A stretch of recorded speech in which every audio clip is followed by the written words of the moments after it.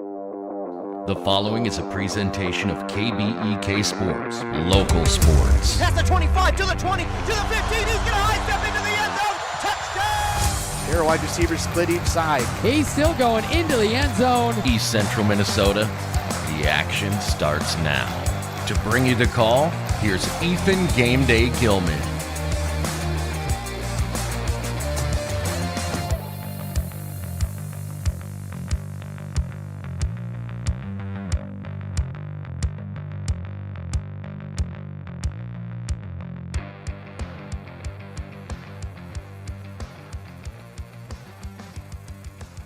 And good evening, ladies and gentlemen, and welcome inside North Branch High School for tonight's Mississippi 8 Conference doubleheader between your North Branch Vikings and the Saints of St. Francis.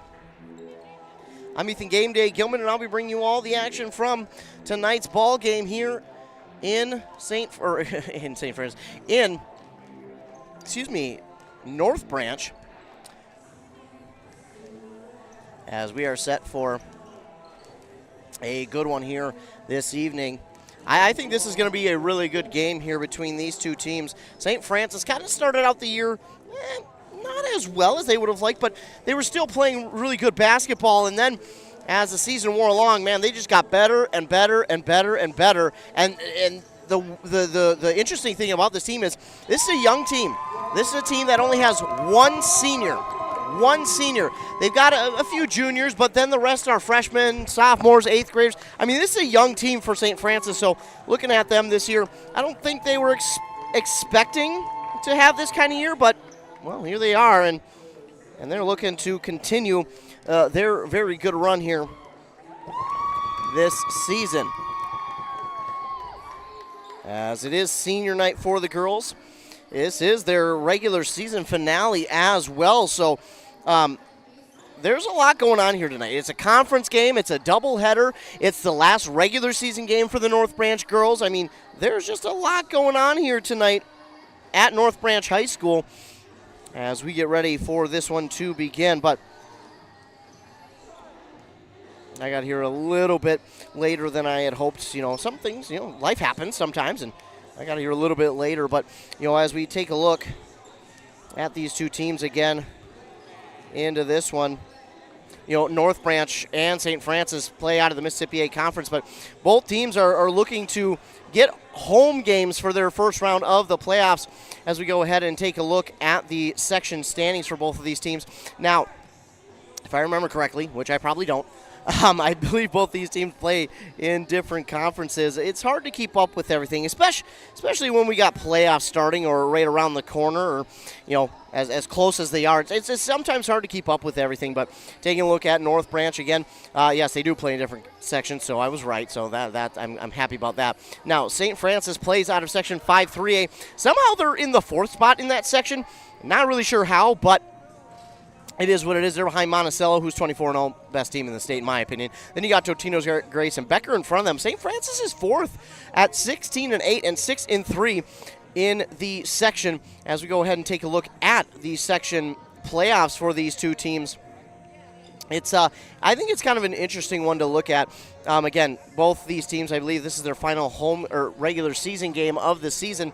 So we look at these teams, and for St. Francis, a 4 seed would get them a home game. So it's not like, they're out of a spot of a home game, because a 4 seed would get them a home game, but I think they're also saying to themselves, we would like to see it a little bit better of a seeding.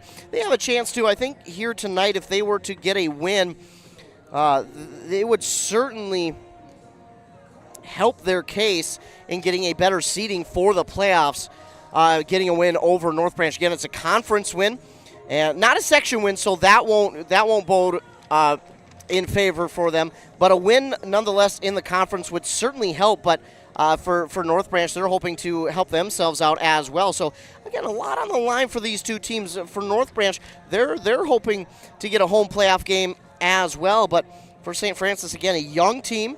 I don't think many people expected them to be as good as they have been, but you got to give them credit. They're doing really good with what they got, and what they got is a pretty young team. Again, 16-8 on the season. They're scoring 51 points per game, giving up 46. For North Branch, they're 15-10 on the season, hoping to get their 16th win here tonight as the regular season wraps up. 6-2 in their section. They're third in their section, scoring 55 points per game, giving up about 54. And their team's a lot better than what it shows on that give-take-wise, points-wise. But in their section bracket, again, their section it feels a lot smaller because they do have 8 teams, but it just feels like it's a lot more compact. But for them, with the 3 seed, they would host, if this were to stay, the number 6 seed, which would be Chisago Lakes. And if that's how this holds on, they have already beat Chisago Lakes twice, but that might not be a matchup that North Branch wants to have for a third time. Chisago Lakes, both times they played them, have given them a run for their money, so that may not be the most favorable matchup for the North Branch Vikings as we get into the section playoffs. But again, that would be who they would face off against. Otherwise, there is Hibbing-Denfeld. The only other teams I could see them playing are Grand Rapids and Duluth-Denfeld. It's between Grand Rapids, Chisago Lakes, and Duluth-Denfeld for the teams that they will play if they were to hold on to the 3 seed, which I kind of assume they will. Looks like we will recognize the seniors on the North Branch squad. Kate Lattimore getting recognized. There she is walking out onto the court.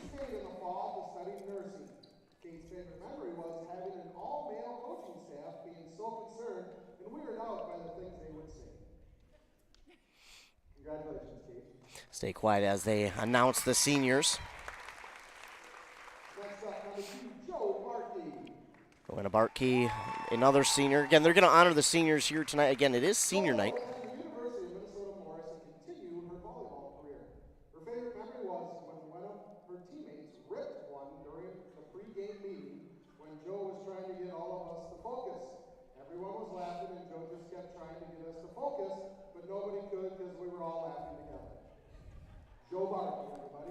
Joanna Bartkey. And they're honoring each senior, telling us where they're going to continue their education and if they will play any athletics in college. Ashley Bistadu, the next senior, coming out onto the court. Again, will stay silent as they read off for the seniors.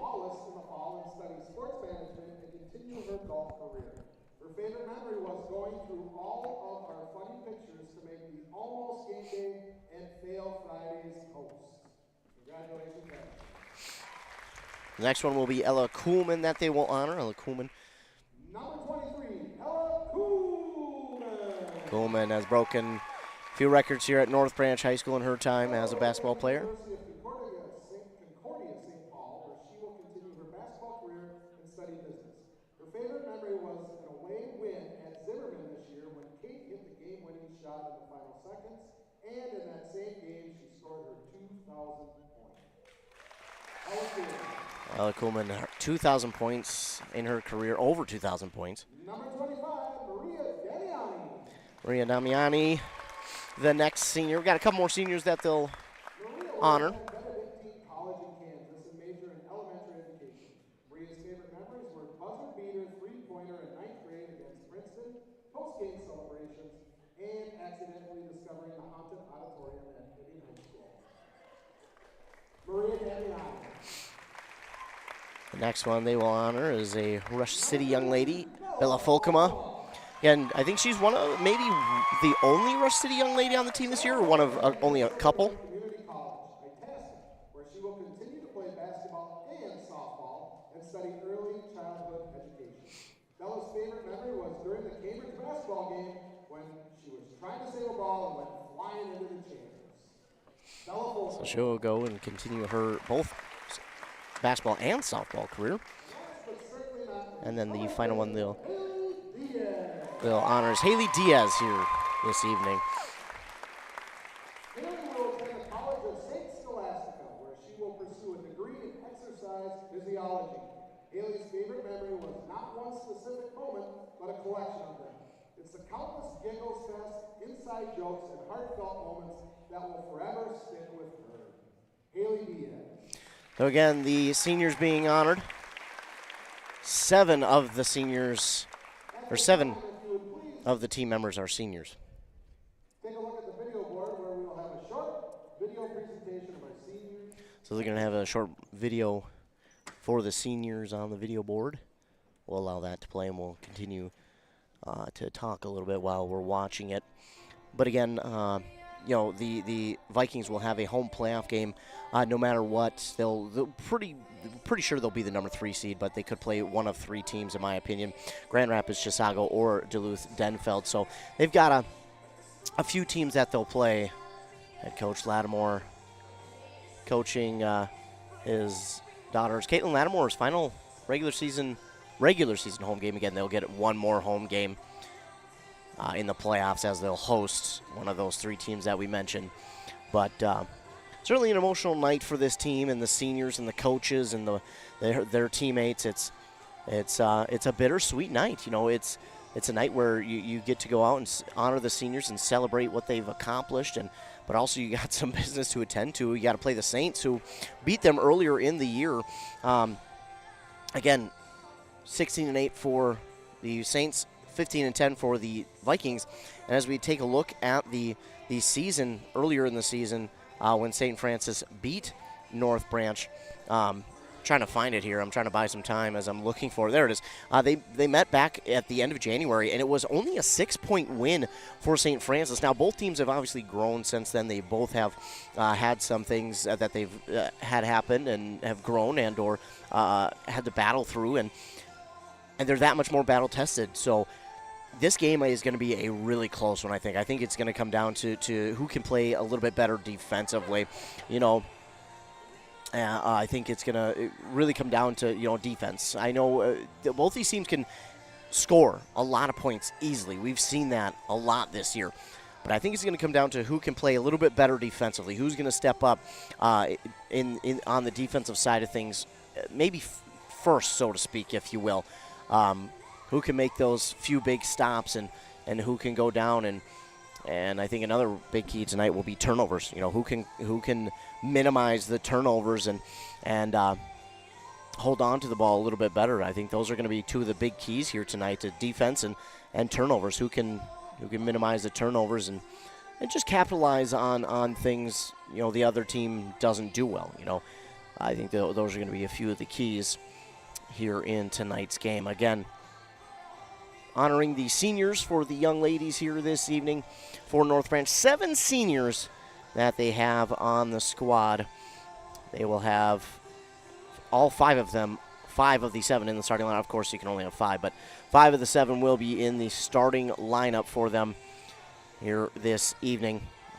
Caitlin Lattimore, Joanna Bartkey, Ashley Bistadu, Ella Kuhlman, Maria Damiani, Isabella Fokema, and Haley Diaz, the 7 seniors for this North Branch Vikings squad. So honoring them here pre-game and getting a little video for everybody to kind of show them through the years. But again, they've got business to attend to against the Saints of St. Francis, and this is the regular season finale for both of these teams, and whoever comes out with this one is going to have a lot of momentum in their favor going into the playoffs, and that is going to bode well for either side. Looks like we're getting ready for our national anthem to get played. And yeah, so we're going to The Duluth Sports Show is back February 13th through 16th. Shop the latest gear and explore a massive selection of boats, docks, lifts, ATVs, RVs, fifth wheels, travel trailers, and more. Save big with exclusive show-only pricing. Grab cash and carry items to take home and enjoy family-friendly entertainment. Come for the deals, stay for the fun. If there's too much to see, come back a second day for free. February 13th through 16th at the Deck in Duluth. Your ticket to outdoor adventure awaits at DuluthSportsShow.com. Resetting your password, unsubscribing from emails, printing anything. Why are simple things sometimes so complicated? Thankfully, with an auto owner's insurance independent agent, getting the right coverage for your business doesn't have to be one of them, so you can get back to more important things, like learning how that printer works. That's simple human sense. Contact your local auto owner's agency, Pine Insurance Agency, at pineagency.us today. Need a prescription or medication advice? Wellia Health's community pharmacies in Mora and Pine City are open Monday through Friday from 8:30 a.m. to 6 p.m. and on Saturdays from 8 a.m. to 1:30 p.m. Our friendly pharmacists are here to answer your questions and to help with prescription transfers. Call us at Pine City 320-322-5141 or Mora 320-679-3999 or visit welliahealth.org.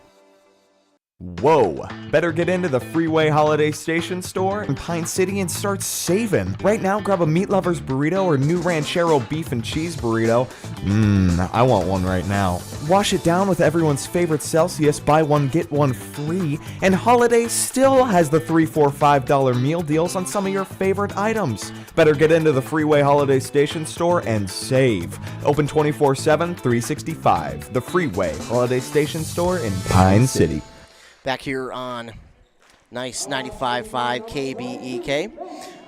Got to get all these logos changed. I forgot to do that pregame because that is not the teams that are out there right now.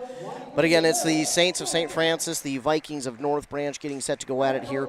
The first game of the doubleheader will be the girls playing, and then the second game will be the boys. So we get set for this one and getting ready for the starting lineups here for both of these teams as we try and buy some time while I get the logos and everything fixed. Buy some time. Here we go. Starting for the Saints of St. Francis will be number 2, Emily Schoenrock. Then it will be number 20, Naomi Brasky. And then number 21, Alyssa Anderson. Then number 22, Macy Haas, and number 23, Amira Stancer. I always mess up her name, and I apologize because I don't try to. I just kind of suck at English. I suck at English. But those are the starters for the Saints.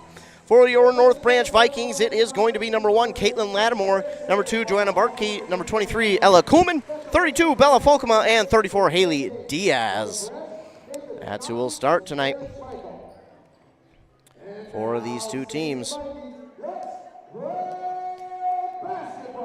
Yeah, let's play some basketball.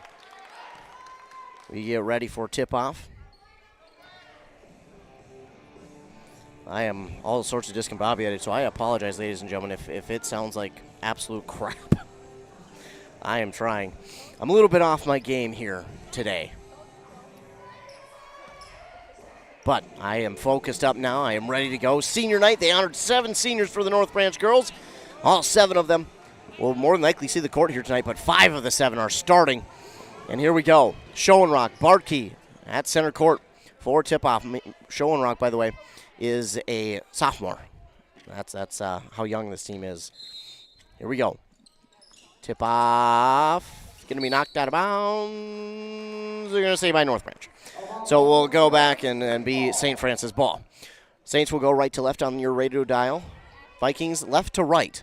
Saints wearing their white away uniforms, the navy dark blue, however you want to call it, letters and numbers. The same color on the neck, the sleeve, the waistband, and the bottom of the short. That SF logo on the right side of the shorts as well.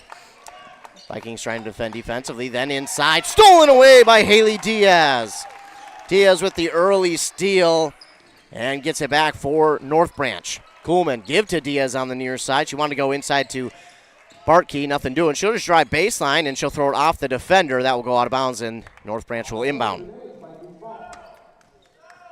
Vikings wearing their black uniforms, the white letters and numbers outlined in red, the red trim on the neck, sleeve, bottom of the shorts, and then the red stripe going down from the side of the jersey and short. This shot no good, rebounded on that far side. I believe that's Stancer. That is. Stancer will try and go inside to Schoenrock. Schoenrock battling with Bartkey. This shot, it does fall in. So the Saints will score first. And that again, North Branch needed to capitalize on that turnover. They were unable to. That's what I talked about pregame. Going to have to capitalize on turnovers like that. I think whoever does it a little bit better than the other is going to take the victory here.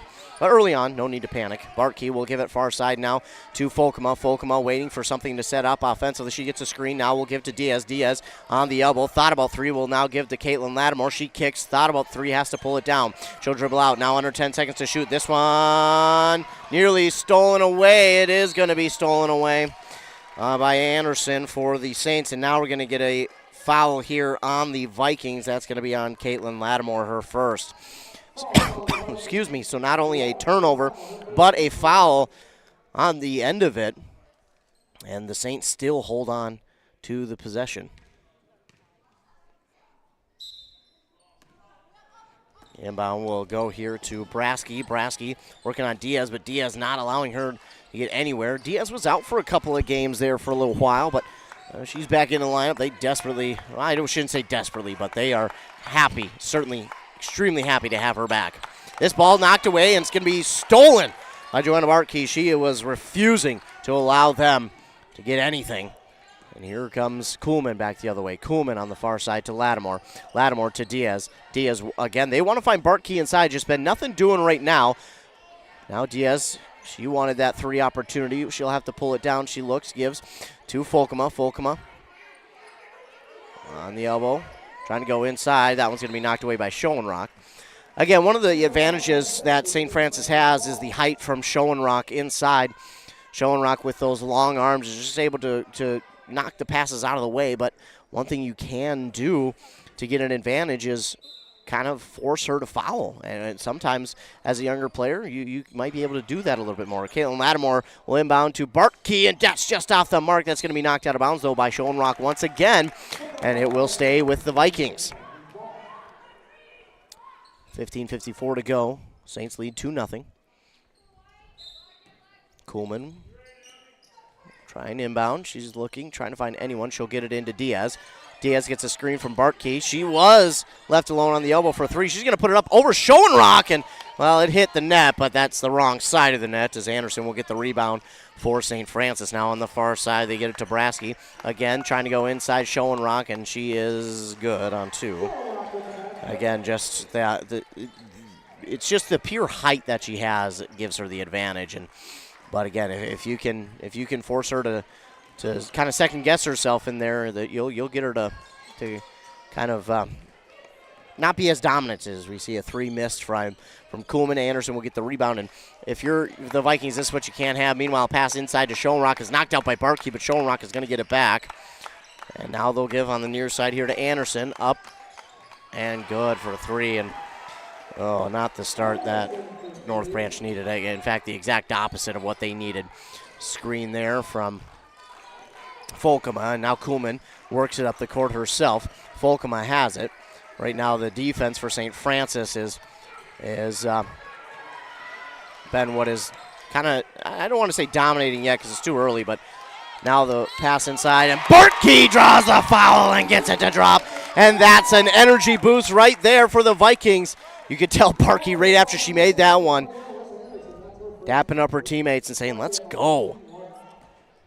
That one's going to go against Alyssa Anderson, her first, and now we'll see a couple subs. It'll be 33 and 40 in for the Saints. Get you those names here in a moment. Addison Clancy is one of the players. Bartkey, meanwhile, no good on that one. So only two on that trip. 7-2 is the score now. Saints still leading. And that one nearly stolen away by the Vikings, but Schoenrock again somehow comes up with it. Now a three opportunity from Stancer is good. Oh, man. Everything you can't have for the Vikings. Haley Schoenrock is number 40. Inside, the pass to Lattimore, but her shot is up, no good, but she was fouled, so now she'll go to the line and shoot two. This one's going to go against Addison Clancy. Her first, team second.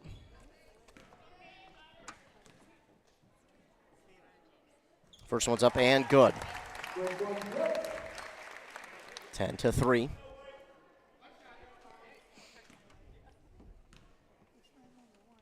And that one left a little bit short. So she'll only get 1 of 2 there, and it's rebounded by Alyssa Anderson. Anderson guarded by Diaz, and that's why they want Diaz back. She is a nuisance on defense. I mean, good luck getting around her. She just, I mean, she plays so well defensively and offensively. I think she may surprise a lot of people with her offense. Pass to Schoenrock inside. She's guarded by Diaz. Now she'll kick it outside to Haley Schoenrock. That shot's going to be no good. Oh, and you can't allow that. A rebound for Clancy, and she puts it back for 2. I mean, that is, if you're North Branch, unacceptable. I mean, that's a rebound you have to have. Now Diaz trying to work around the defender, Stancer. She's up and gets it in the front court with plenty of time to spare. Almost a reach-in foul there on Stancer. Now Diaz will get it to Kuhlman. Kuhlman has been doubled all night long so far, but they need to take advantage, and Lattimore off the mark, rebounded there by Folkema. Now to Kuhlman. She'll get a screen from Barkey. Oh, and they're going to get Barkey on the foul. Really?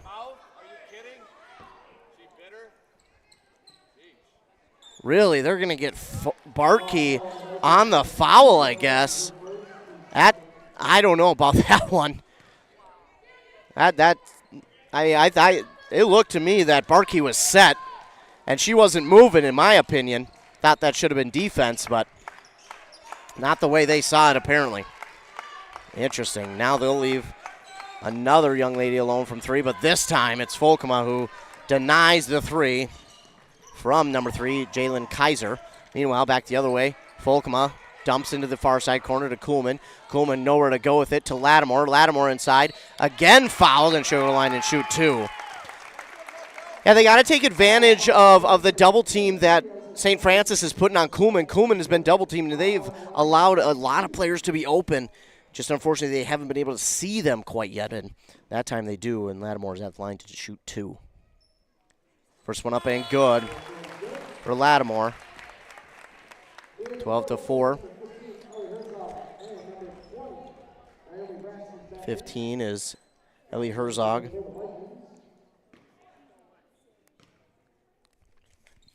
Lattimore rattles that one through. And I think 25, Maria Damiani checks in for the Vikings. And then we got a timeout called here on the court as it's 12-5. Timeout called there by North Branch. So North Branch sees something that they want to take advantage of here with that timeout. And again, I think what it is they're seeing that, hey, Kuhlman's getting double teamed. We need to take advantage of the opportunity that one of our girls is getting left wide open somewhere. Somewhere on the court, someone's left wide open, and we need to take full advantage of that, because if not, we're wasting an opportunity. And on that last possession they did, Kuhlman in the far side corner found Caitlin Lattimore wide open underneath the basket. Now, the defense got there, but she drew the foul. If you can do that more and more often, well, you're either going to get the defense of St. Francis to back off, and then you're going to find more open shots, or they're going to be so aggressive that they're going to pile up the fouls, and then they're going to be in foul trouble. So either way, I think the Vikings are going to fix that and figure out a way to put more pressure on the Saints, whether it's, again, forcing them to get into foul trouble or forcing them to back off defensively, and then you're going to be left open for shots. That's going to leave Kuhlman or any one of the other scorers open. The spin move put on there by Kaiser, nothing doing on Kuhlman. Now Haley Schoenrock. Should pass on the far side left open. That is Stancer, and that one's not going to be good. Rebounded by Herzog. Back outside here to Kaiser. Kaiser, again, a spin move that didn't do anything, but Anderson, or Stancer rather, jumps inside and drops it in for 2. Unfortunately, no one got there for North Branch. Now here comes Kuhlman. Kuhlman, almost a triple team on her, and now this ball going to be knocked out of bounds. They're going to say by North Branch. Barkey got kind of, Barkey was, that got kind of physical down there. I'm surprised there was no call defensively. Barkey was trying to get that ball, and she was knocked off her mark. Folkema will not allow that one to be inbounded as she gets the kick ball. She said absolutely not. you're going to have to try and get around me first. That's the thing with this Vikings team is they are very good defensively. They are very, very physical, and they're going to make you second-guess a lot of things. This pass up the court, well off the mark for anybody, and it will be a turnover, and the Vikings will get it back. Kuhlman will look to inbound. Who will they inbound it to? It looks like Damiani on the far side. Damiani gets it, and she'll give it now to Bistadu. Bistadu trying to get around the defender. She does. Stops, gives Kuhlman. Kuhlman now double team, gets it over to Damiani. Trying to drive baseline, give back Folkema. That's going to be knocked out of bounds by St. Francis. So it stays with the Vikings, 14-5. 11:31 to go here in the first half.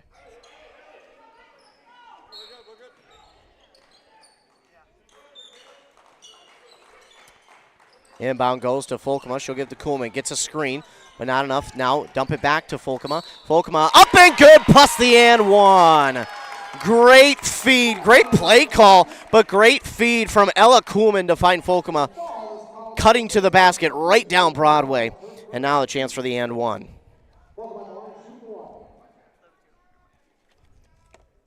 Foul there committed by Herzog. Her first, team's fourth. This one from Folkema is not going to be good. He knocked out of bounds by the Vikings. So only gets two there, but cuts the deficit in half. Saints will line up to inbound. You see Haas.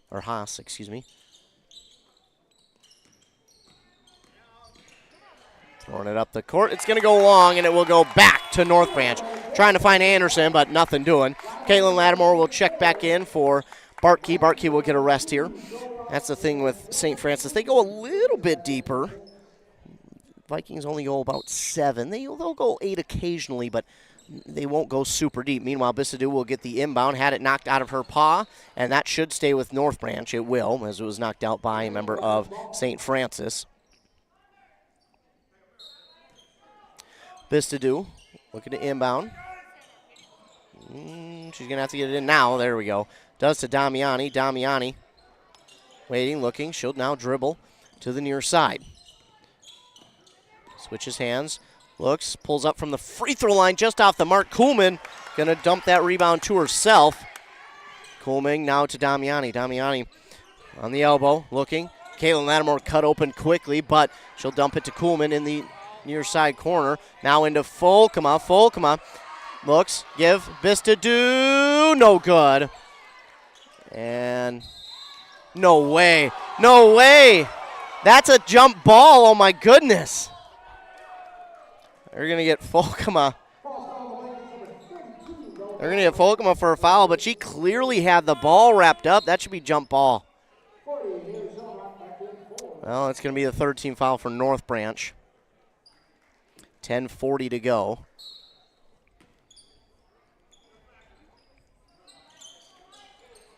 North Branch putting on a little bit of pressure here. A little bit of full court press. St. Francis does break the press, and I'll try and drive baseline, and we're going to get a foul on Lattimore. Caitlin Lattimore. Her second, unfortunately, and team's fourth.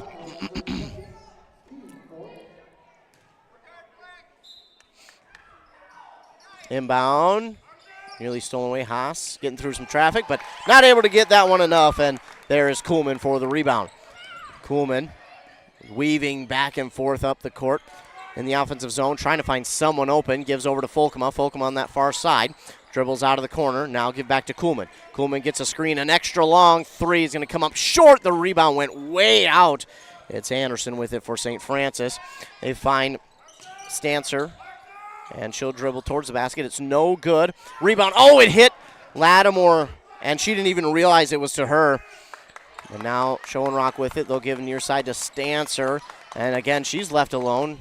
And now Schoenrock inside. That's Haley Schoenrock outside to Haas. Near side for Stancer, and that's a three. Ah, man. And the one of the biggest reasons why St. Francis is not up on the board right now, second chance scoring opportunities. St. Francis is getting way too many offensive rebounds right now. Volkma, though, that gets the pass inside from Ella Kuhlman. What a feed there from Kuhlman. If Kuhlman's not scoring, she's dishing the ball around, trying to help her teammates out to score.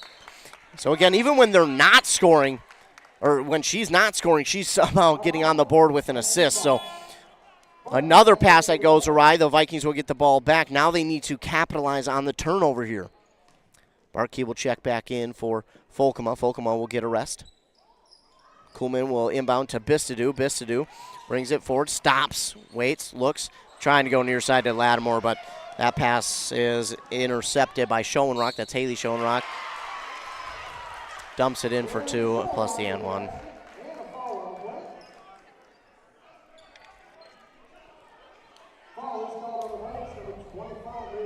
Going to get Damiani for her first, team's 5th. Haley Schoenrock for the possible 3-point play.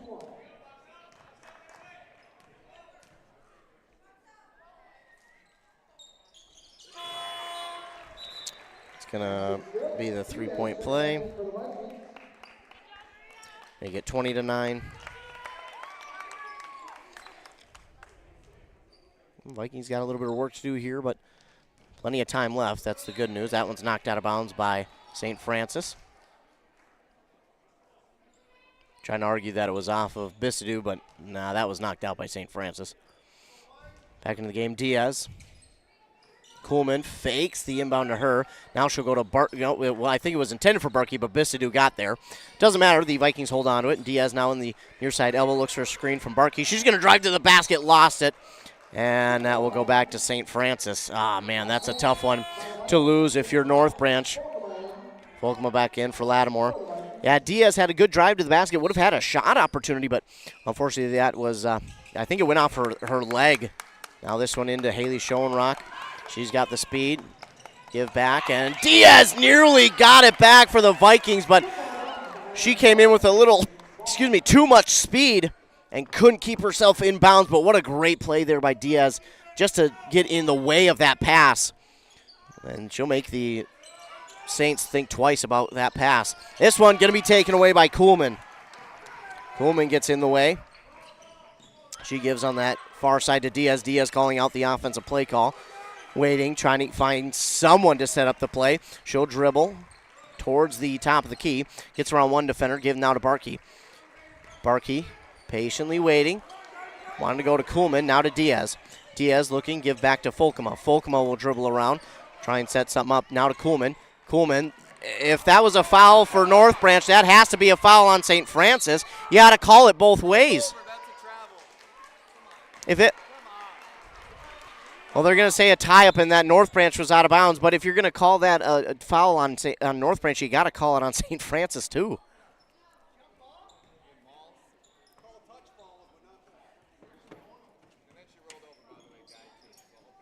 Well, again, I guess it will go back to St. Francis. They say that North Branch had it enough and went out of bounds, I guess. Well, we'll stick with what the referees call. Meanwhile, Schoenrock for long 2. It's no good. Ella Volkma there for the rebound. North Branch just not making the most of their opportunities right now offensively. And that pass for Bistadu is over her head. Vikings have to settle in right now. They're a little on edge. Just kind of playing outside themselves right now. They gotta settle down just a little bit. Stancer will try and give it forward. She gives it off to Haas. Now on the far side, Anderson gives to Schoenrock. Back on the near side to Stancer to Haas. That's no good, and Kuhlman is right there for the rebound. Kuhlman trying to make some fancy moves. She does get past the defender, but again, she gets double teamed, and then they back out. Now over to Bistadu. Bistadu wanted Diaz, but she's guarded well. Now she'll dribble out of the corner. And that, another one that could have been a foul. They didn't call it, and Barkey finally is going to get, oh my goodness, they're going to get her for a travel that, I mean, even Coach Lattimore's asking, where's the foul? Wow. Interesting.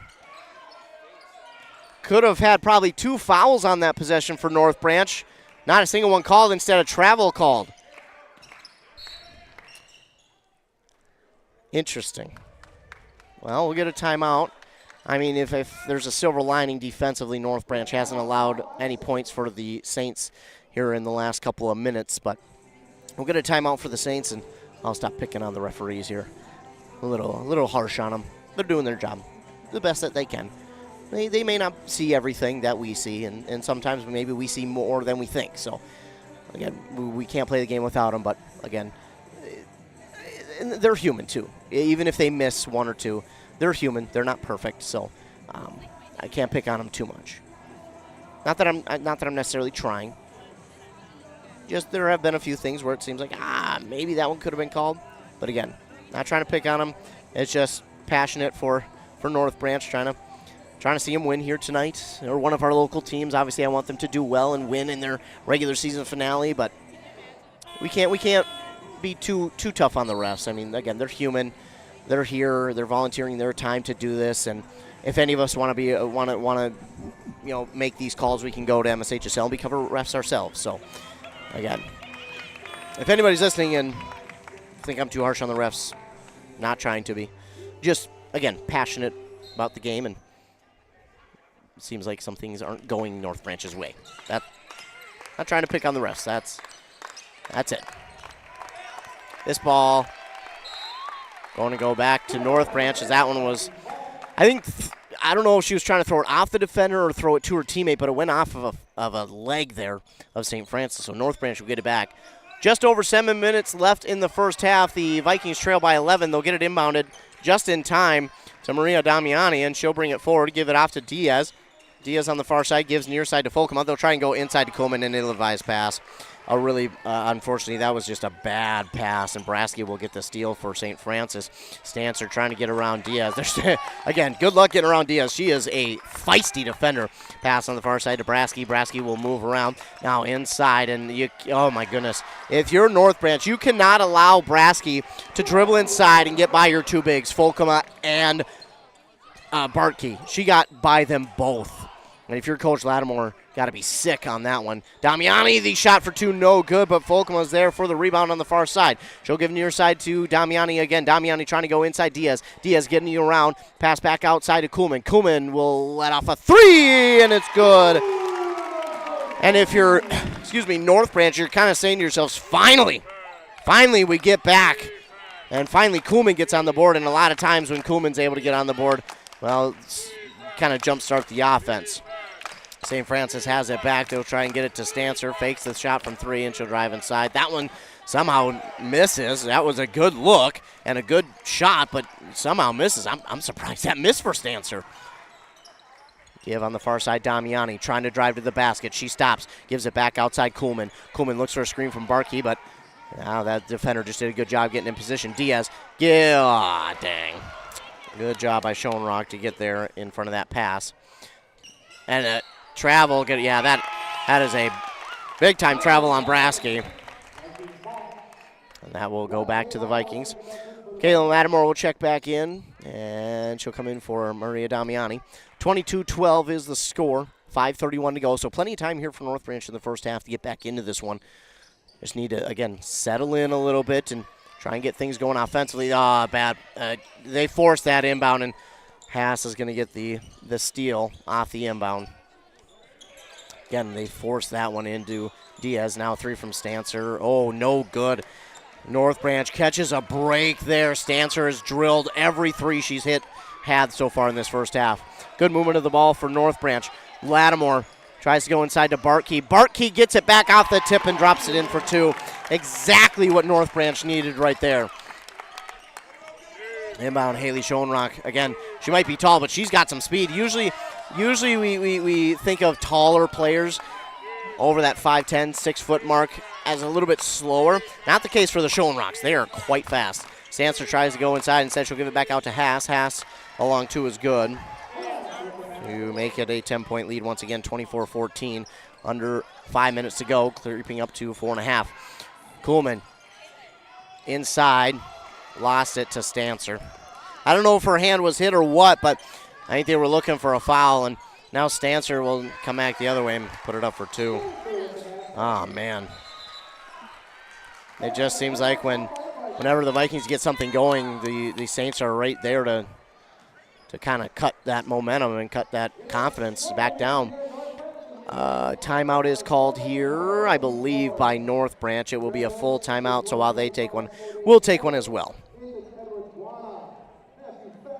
Your journey to smile with your forever starts at Embrace Orthodontics. The team at Embrace is committed to providing world-class care and a remarkable orthodontic experience. Choose between custom Light Force braces or Invisalign clear aligners with locations in Pine City, Lindstrom, and Cambridge, and a plan to fit your budget, whether you have insurance or not. Embrace Orthodontics will make your smile journey comfortable, convenient, and customized just for you. Visit EmbraceMN.com today to find out how to set up your free exam. EmbraceMN.com. Embrace Orthodontics, a smile you will embrace forever. Are you interested in a technical degree that can quickly help you land your dream career? Or maybe you've always dreamed of going to a four-year college, but you'd like to start close to home. Either way, Pine Technical and Community College has you covered. PTCC offers more than 50 degrees in hot fields like healthcare, information technology, advanced manufacturing, and business. PTCC is now accepting applications. Financial aid may be available. Go online to pine.edu for more information. Pine Technical and Community College, connect with success. Back here on 95.5 KBEK. Saints leading the Vikings in this girls' game of the doubleheader. 26-14. Kuhlman will bring it up the court now out of the timeout to Bistadu. Bistadu. You know, one of the things that the Saints have the advantage on here tonight is height. They average height is a little bit better than North Branch, but you know, Bartkey and Folkema have yet to kind of get going. Bartkey does have 4. Bistadu will get the pass, trying to go back inside to Bartkey. Bartkey up and good. Draws the and one. So Bartkey draws the and one, and we'll have a chance for a 3-point play to cut the deficit back under 10. This foul is going to go against Jalen Kaiser. Her first, team's 5th. And Bartkey good on that one to make it a 3-point play. Yeah, I think they need to continue to work that ball inside to Folkema and Bartkey because they are really good inside. As now we get a rebound for Caitlin Lattimore on the missed shot by Schoenrock. She'll give to Kuhlman. Kuhlman will bring it back up the court. Oh, she fell and lost it. Haas will get the steal. And Haas will drop it in for 2. Kuhlman, the court monster was there to get her. So it's 28-17 now. Folkema gets the pass now to Kuhlman. Kuhlman works her way around the defense, lost it out of bounds, and it will go back to St. Francis. Kuhlman right now is a little bit frustrated. She hasn't had the first half that I think any of us thought she would, and she's a little bit frustrated because you know she's getting double, even triple teamed at times, and there have been some calls that haven't happened that I think the entire team thought should and would, but right now you got to move past that and got to get going. Haley Schoenrock has it. And now she'll give it on the near side here to Anderson. Anderson trying to drive inside. Shot is blocked by Bartkey and stolen away. Kuhlman up the court to Caitlin Lattimore. She'll slow it down just ever so much. She wants to go to Kuhlman. Instead, we'll give to Bartkey. Bartkey wanted to go inside to Kuhlman. Kuhlman, though, again, had about 3 defenders around her. She'll get back out to Bistadu. Bistadu on the near side. Wanted to go to Bartkey. Now to Folkman in the far side corner. Caitlin Lattimore for 3. It's no good. And again, Emily Schoenrock maybe got a little bit away with a travel there. It will be knocked out of bounds, they say, by North Branch, so St. Francis will hold on to it.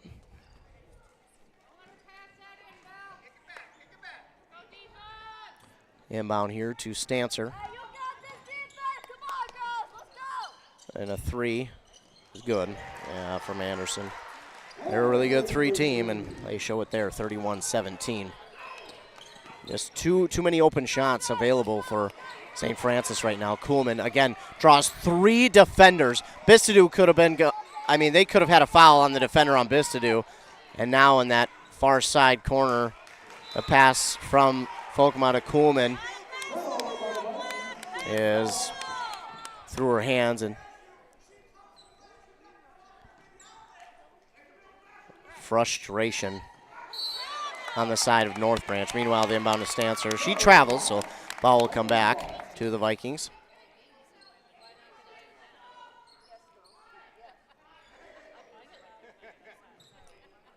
2:03 to go. Vikings trail by 14. Folkema will inbound. Inbound to Kuhlman. I mean, Kuhlman is just being battered around right now. And they're not getting any calls. I mean, there is, again, it's they're human, and it's not that all of these are fouls. You know, some of these are just because, you know, it's, you know, we're trying to cheer for North Branch and see them win. But again, there is a lot of frustration building on the North Branch side right now. This one nearly stolen away, but tipped by Bartkey. It will stay with the Saints as they get it back. Anderson trying to give, but it is going to be, that should be Viking ball. Kuhlman gets the jump ball, and possession arrow favors the Vikings. Damiani and Diaz in for Bistadu and Lattimore. 1:37 to go, 31-17.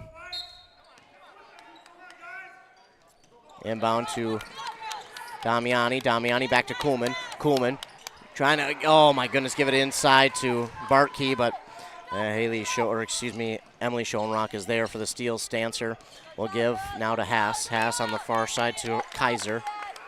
And Kaiser fakes the shot, and she'll reset things, give to Haas.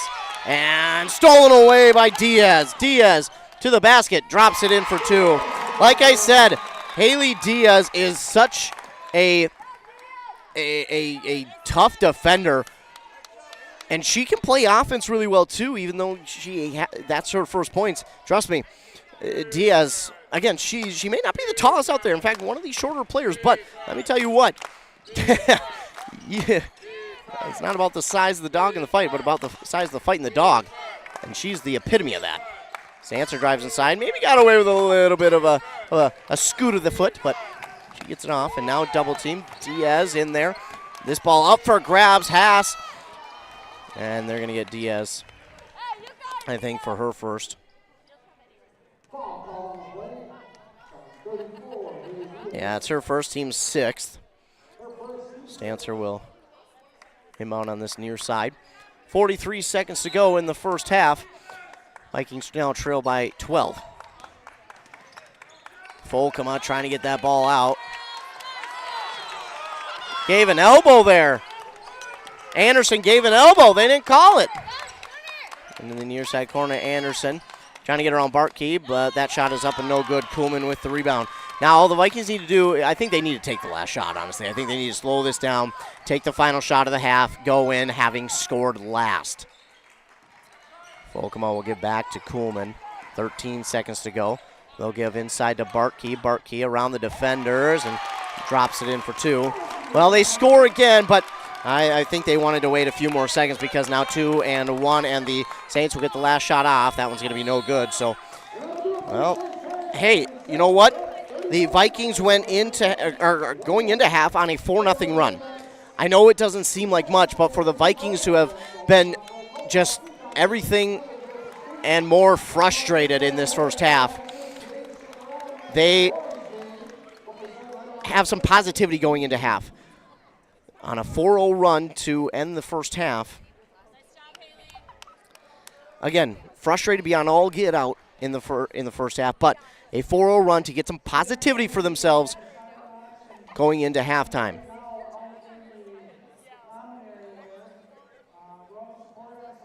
There's an announcement going on. I'm just trying to make sure it's nothing about the game, nothing of significance, too much about, you know, maybe a record being broken or anything for the game, but But again, at halftime, the Saints lead the Vikings 31-21, but Vikings ended the half on a 4-0 run to get themselves a little bit of positivity to go their way. We'll take a commercial break, and then when we come back, we'll recap the first half of action here on Nice 95.5 KBEK. Baseball and softball coaches, are you looking for dry, warm practice time? Here's the Pitch in North Branch can help. Here's the Pitch offers amazing indoor options for your team. Offering state-of-the-art pitching machines and batting cages. And space for you to give instruction without worrying about the weather outside. Take your athletes to the next level. Coach up your team during every season or off-season.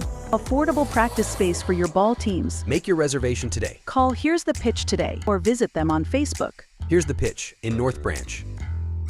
Brad here from Lee's Pro Shop in Pine City. We're a full-service lettering shop with a full line of athletic supplies for any sport. We have professional staff here at Lee's Pro Shop to customize your orders. We are the pros who specialize in athletic apparel and equipment. We even do trophies and awards as well as computerized engraving in the store. Let Lee's Pro Shop help you with any athletic apparel. Lee's Pro Shop, servicing our communities since 1973, where the passion for sports begins. The mushroom melt is back at A&W. How does this sound? Sautéed seasoned mushrooms and onions with melted Swiss cheese on your choice of a juicy burger or grilled chicken. Then add golden French fries and a medium soft drink. It's the mushroom melt and fries combo at A&W. Now, top it off with a classic A&W root beer float featuring vanilla soft serve and made fresh root beer, all in a frosty mug. Or how about the A&W root beer freeze? Signature combos and delicious treats always at your local A&W restaurant in Pine City.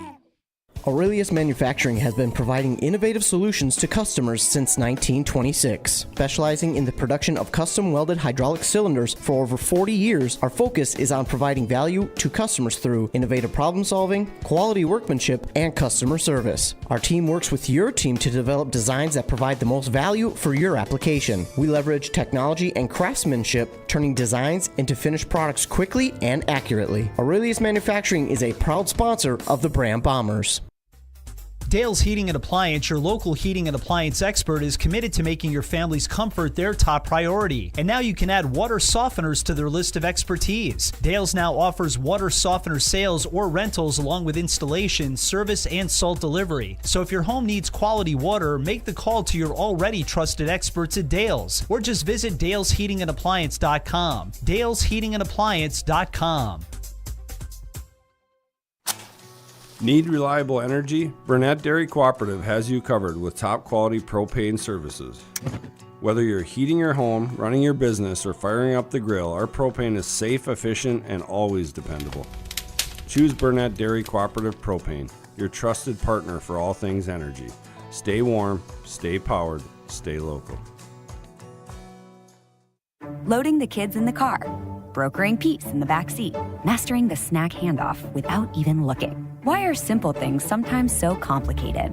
Thankfully, with auto owners, insurance doesn't have to be one of them. We work with independent agents who keep insurance simple, so you can worry about more important things, like figuring out what's growing in that cup holder.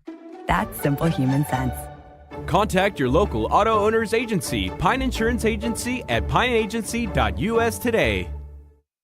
Arrowhead Transit, your community, your ride. Arrowhead Transit is proud to support this station and bring you reliable public transportation in your community. Whether you need to get to work, school, or the doctor's office, our friendly drivers and comfortable buses are here to serve you. We're committed to connecting communities and making transportation accessible for everyone. Arrowhead Transit is your community partner in getting around. Arrowhead Transit is a supporting sponsor of the station and is dedicated to supporting our local communities. Back here on Nice 95.5 FM, KBK Game Day going out here. The Vikings trail at halftime to the St. Francis Saints, 31-21. Taking a look at some of the first half stats for the Saints. Leading the way for them was Amara Stancer with 10, and then 6 for Alyssa Anderson, 4 for both Emily Schoenrock and Macy Haas, 3 for Haley Schoenrock, and then 2 for Addison Clancy and Naomi Brasky. They had 8 steals, 1 of 1 from the free throw line, and 5 team fouls. On the other side for the North Branch Vikings, leading the way for them was Joanna Bartkey with 9 points, and then 4 for Bella Folkema, 3 for both Lattimore and Kuhlman, and then 2 for Haley Diaz on that steal. Leading the way rebound-wise was Kuhlman and Folkema, each with 5. They had 5 steals, 1 block coming from Bartkey, and they were 4 of 7 from that free throw line and had 6 team fouls. Early on in this first half, one of the biggest things that I noticed was, one, the Vikings offense was just not playing together on all cylinders. It was not moving like a well-oiled machine that we know that they can be. They were, it was a little bit, if we're just speaking in, kind of, sticking with that motor, the engine figure of speech, the motor was clanking a lot.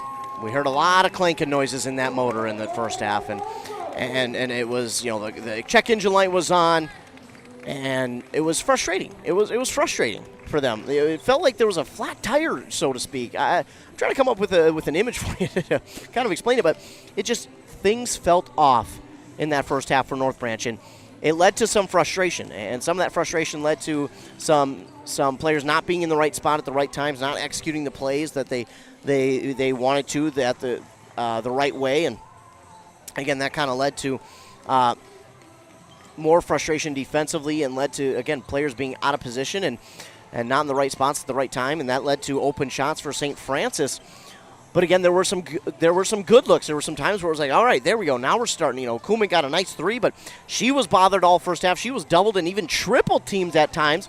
So she was frustrated in that first half, and she was battered around too in that first half. She had a lot of bumps from the defenders in that first half. And again, the North Branch Vikings didn't get a lot of calls. A lot of calls they felt like they should have gotten.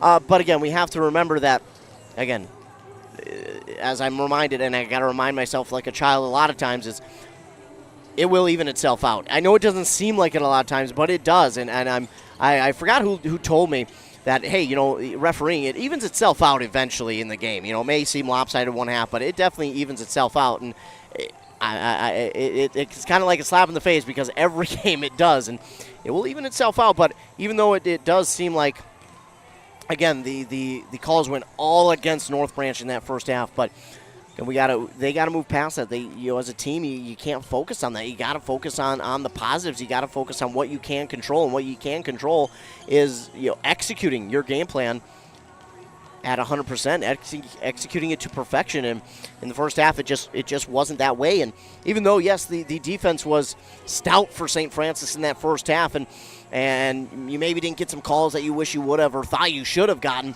you got to get back defensively, or get back on offense and focus on playing your game. There's nothing you can do to go down and score 10 points in one possession. You got to go back defensively and stop them from scoring. So you have to just focus one possession at a time offensively, and then get back defensively. And again, one of the biggest things for St. Francis, one of the reasons why they have this 10-point lead, is they were allowed some second, third, fourth chance scoring opportunities because they were getting rebounds on the offensive side. So for North Branch, I'd like to see them crash the boards a little bit more here in this second half and get a few more rebounds, and not allow St. Francis those second, third, and fourth scoring opportunities offensively. Offensively, I'd like to see them slow it down a little bit. They looked a little bit rushed, and yes, the defense for St. Francis was good, but I'd like to see them slow it down a little bit, get themselves to settle in to a rhythm, settle into the game even, and they looked a little bit rattled here in that first half. We're going to get one more commercial break, and then we'll be back for the start of the second half here on KBEK. Are you ready to get back to doing what you love? Whether it's recovering from an injury or preventing one, Wellia Health Sports Medicine Team is here to help. From kids to adults, we specialize in treating sports injuries, including concussions. We're here to get you back to peak performance. Call us today at 320-679-1313 or schedule an appointment through MyChart. Visit welliahealth.org. Back here on KBEK. 31-21, Vikings trail by 10. Now, it was a much larger deficit, but the Vikings had a little bit of positivity to end the first half. Again, a frustrating first half, but they ended it with a little positivity, going on a 4-0 run to cut the deficit to 10 before halftime. Again, a very physical first half, but a lot of the calls went against North Branch, so they'll have to accommodate to that. And sometimes it's frustrating, but you just have to do it. St. Francis will start with the ball to begin the second half. They'll go left to right on your radio dial. Vikings right to left.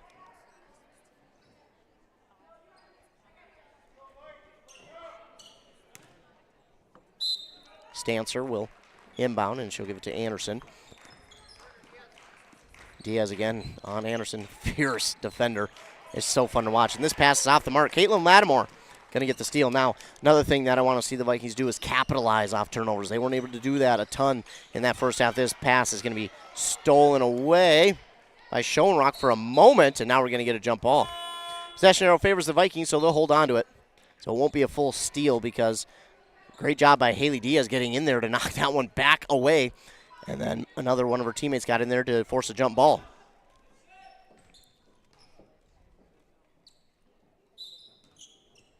Kuhlman will look to inbound. She wanted Bartkey. Instead, we'll get it to Folkema. Oh, Folkema definitely fouled there on that one, and they're going to get it. And Folkema will go to line to shoot two.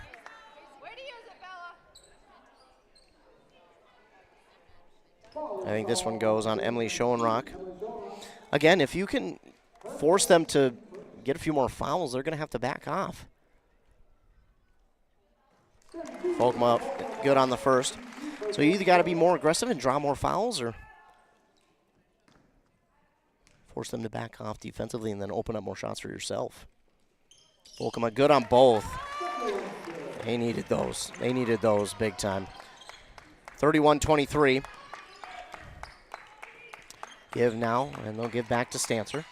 Can't leave her alone from the perimeter. She will make you pay for three. Haas with it. Looking to Schoenrock. Now she'll take it herself. Give on the far side. Stancer for three.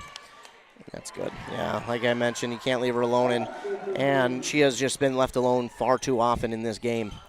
I know they're trying to make sure Schoenrock, the taller Schoenrock's on the court, not get the ball, but you also got to watch out for Stancer. The far side, Kuhlman with it. Give back to Diaz. Diaz, had an opportunity from three, and she decides to give inside to Bartkey instead. Now the pass to Kuhlman. Kuhlman off the mark, and that one going to be taken back by Lattimore, trying to pass it into Kuhlman, and that's going to be just off the mark. I think Kuhlman could have argued that she got bumped and a little bit too aggressive by the defense, but it's going to go back to St. Francis.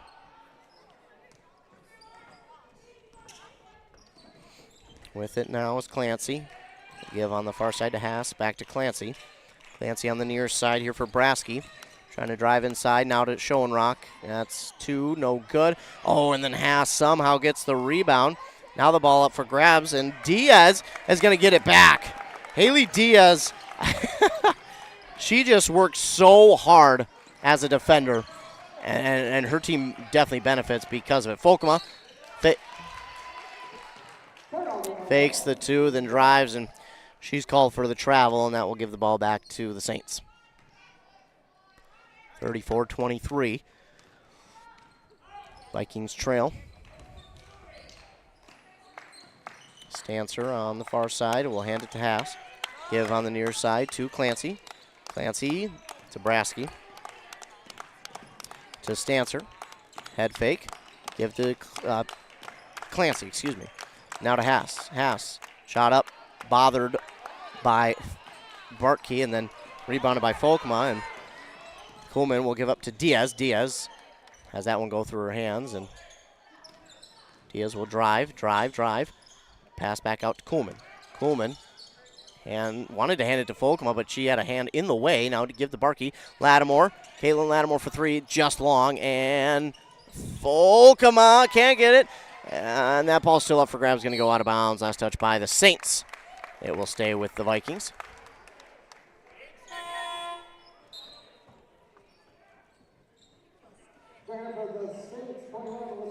Couple subs in for the Saints of St. Francis. They're going to have 8 seconds to shoot off the inbound. They'll give to Kuhlman starting in the backcourt. They got 7, 6, 5. They got to find someone. 3, 2, 1. Bartkey. That's not going to get there. It's going to be a shot clock violation. Again, to reset the clock, you have to hit the rim, but that one did not come close, and it will be a shot clock violation, so the ball will go back to St. Francis. Inbound from Anderson, or to Anderson, then back to Clancy. Clancy has that poked up by Diaz. Again, just an absolute menace on the defensive side of the ball. Give to Clancy. Clancy will go back to, well, wanted Schoenrock, but her other teammate got there instead. Now to on the near side for Anderson, and that's they're going to call it a three. I thought she had a foot on the line, but I am not on the court either, so her feet, I couldn't see her feet clearly. Kuhlman will get the ball back, and she'll bring it up the court. Trying to find an advantage for herself. Give in to Bartkey. No foul call there. It's going to be stolen away by Clancy. Travel there, missed, and now Clancy will get it back after the pass from Brasky. Haley Schoenrock with it. Spin back around, trying to drive inside, but there's Folkma. And now Diaz gonna force the jump ball again. Haley Diaz. I mean, you can't say enough about the defense that she plays. She just plays so tough. Damiani will check in for Lattimore. 37-23. Vikings need to get a spark offensively here. But defensively, they need to make sure, try and not allow a score. This one blocked from behind by Folkema. And now a jump ball, and the ball, or the possession arrow, favors the Vikings.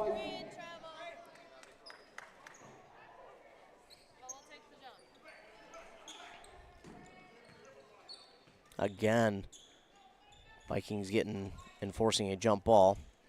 Damiani will start in the backcourt and try and get around the defenders. Oh, shot clock didn't start. Yeah, shot clock didn't start, so they'll have to drain a few seconds off the shot clock.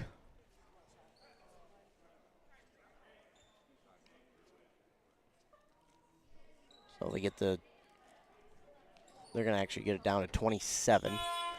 So it was down to 33, but not enough, so they'll get a couple more seconds taken off. 27 now left.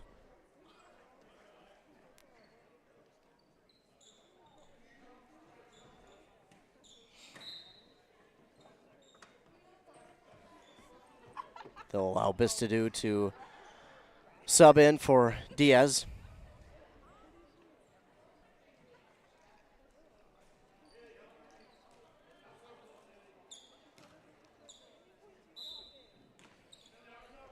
Folkma will ready the inbound. She'll give to Kuhlman in the backcourt.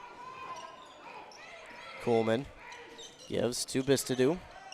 Bistadu give to Kuhlman. Kuhlman, that pass was just off the mark, and she throws one up towards the net. No good, but she's fouled, and she'll line and shoot two. They're going to get Haley Schoenrock, her first, team second.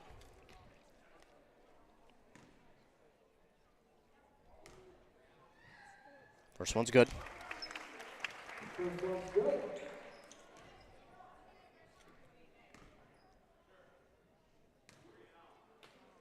Both of them are good. Yeah, again, if you're North Branch, try and draw some more fouls because, again, you're either going to get them into foul trouble because they're going to still be aggressive, or they're going to back off and you're going to find more open shots. I think they need to be more aggressive offensively. Meanwhile, they'll leave Anderson open, but she tries to drive and there's nothing doing there.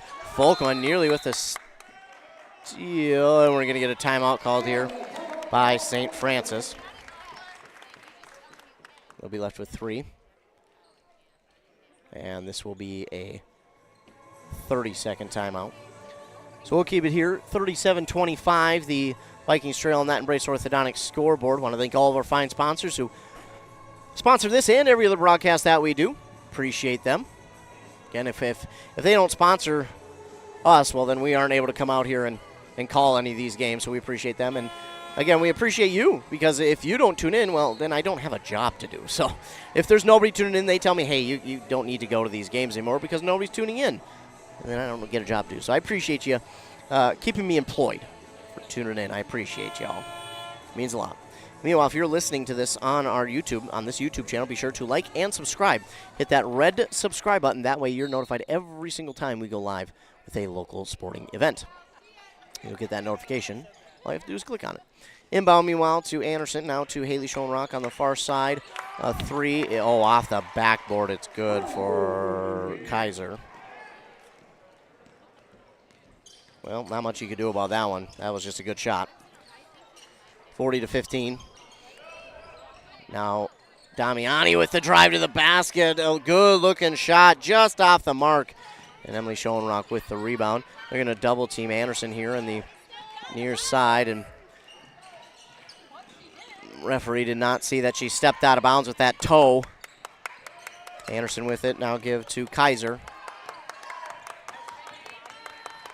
Now over to Stancer, inside to Emily Schoenrock. Outside that ball, knocked out of bounds by North Branch. Going to stay with St. Francis.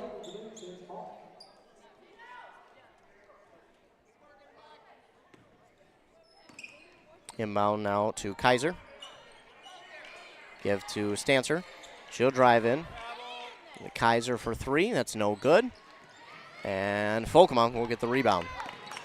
She's been big on the rebounds here tonight. That has been super important for this team. Still trail by 15, but the rebounds are certainly going to help. Bartkey looking, wanting to go to Kuhlman inside. Looking for the turnaround, gives to Folkema, now to Bistadu. Back to Kuhlman. Kuhlman at the top of the key will put up a shot from 3, and it's good. It looks like it is off kilter for her, but it's not. She can shoot it from any angle. This ball nearly stolen away by Kuhlman, but it's Haley Schoenrock with it. Oh, and 2 of their teammates nearly run into each other. The far side, Anderson with it to Schoenrock. Now on the near side, Kaiser for 3. That's off the backboard and in again. That's unfortunate. You can't leave these players open like that because they're gonna capitalize. Kuhlman got the advantage up the court, and then a unfortunate bad pass. Schoenrock just right there. Schoenrock's been in great position all night. It's that steal. Emily Schoenrock for 3. That's going to be no good. We want her out there. Kuhlman with the rebound. Kuhlman will give it up the court to Damiani. Trying to go inside to Bartkey again, but again, a ill-advised pass, and Emily Schoenrock is there for the steal. Folkema knocks that pass away from Emily Schoenrock. Inside, Bartkey guarding, and that shot no good. Kuhlman with the rebound. Kuhlman up to Damiani. 43-28. Bartkey lost it. Got it. Oh, I thought she got it back. Instead, it's stolen by Stancer. Stancer to the basket, drops it in for 2. Just a lot of frustration here for North Branch. It's kind of continued here into the second half. 14 points scored for St. Francis and only 7 for North Branch. It is, again, offensively, they've just, turnovers now have plagued them in this second half, but there's just been,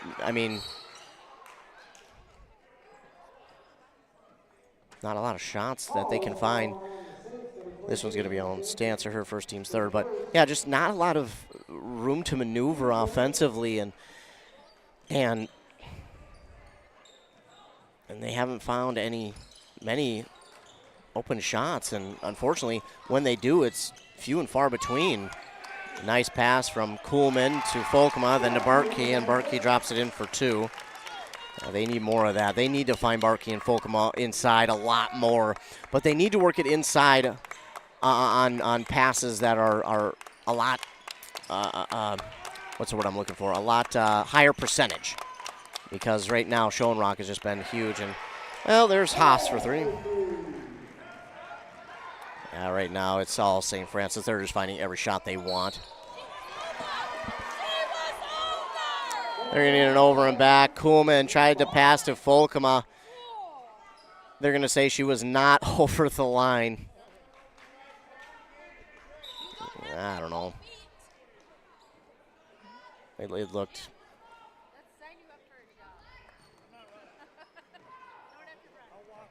I don't know. That was close. St. Francis has it back. Stancer. Give off to Herzog. Now on the near side for Kaiser for 3. That's going to be no good. Caitlin Lattimore will get the rebound. 9.5 to go. Kuhlman. Again, she's been double-teamed all night, though. Finally get a foul. Kuhlman has been dealing with that all night, and for one of the few times here tonight, she draws the foul. And I think for Kuhlman, she's thinking it's about time. Inbound will go to Folkema. Kuhlman will take the shot from just outside the paint and drop it in for 2. Took a couple bounces, but she finally got it. 48-32. They need to find, again, along with trying to get it inside of Bartkey and Folkema, they're 2 taller players. They need to also find some more quick shots and get going a little bit quicker offensively. Meanwhile, defense closing in, but now they leave Stancer alone. She gets away from one. Blocked there by Bartkey, her second. And then it was last touch out of bounds by St. Francis. So here we go. Now you get a block, and now you get the ball back. I think the St. Francis coach, Tavares Bennett, asking, hey, maybe was that really touched out by us, or should that have been about our ball? And a former Gopher. Pretty cool to have a former Gopher near our local schools. Meanwhile, Bistadu dribbled on the sideline, and the ball will go right back to St. Francis. And Bistado's pretty upset with herself. I say pretty, but that's being nice about it. She was mad at herself, to put it nicely. Leaving alone for three, Anderson. It's good. Yeah, again, if you're North Branch, you simply can't have that. Bartkey gets the pass, a little too strong on that one, rebounded by Herzog. Pass now to Clancy, back out to Haley Schoenrock on the far side. They'll get it to Anderson. Back to her. Oh my goodness, I'm blanking on the name, Schoenrock. This one's going to be foul. Volkema going to get the foul called on her. It'll be her first, team's first of the second half. You know, they've had a really clean second half foul-wise, but unfortunately they still trail nearly by 20. Diaz will check in for Caitlin Lattimore. Still plenty of time for the Vikings, 8.5 minutes, but they're going to have to get things going quickly offensively. And again, when they get things going offensively, that momentum turns back to the defense. But unfortunately, in the second half, the offense has just been too few and far between. Schoenrock, the drive inside shot is up, no good. The rebound there for Diaz. Volkema will bring it forward. Give it on the far side. Bistadu comes up short on the three. Rebounded there by Herzog. This one nearly stolen right back, but somehow Clancy comes up with it. Clancy will go on the far side to Haley Schoenrock. Now to Clancy on the near side for Anderson. Again, left alone, and luckily enough, they are able to get her to miss, and Bistadu will get the rebound. She'll give it over to Volkema. Volkema driving. I think wanted to go to Bartkey, but she said, hey, I'll take it to the basket instead, and she drops it in. And we'll get a timeout here by North Branch. So North Branch calls a timeout. They'll be left with two. I believe it was a full timeout. So while they take a timeout, we'll take one as well.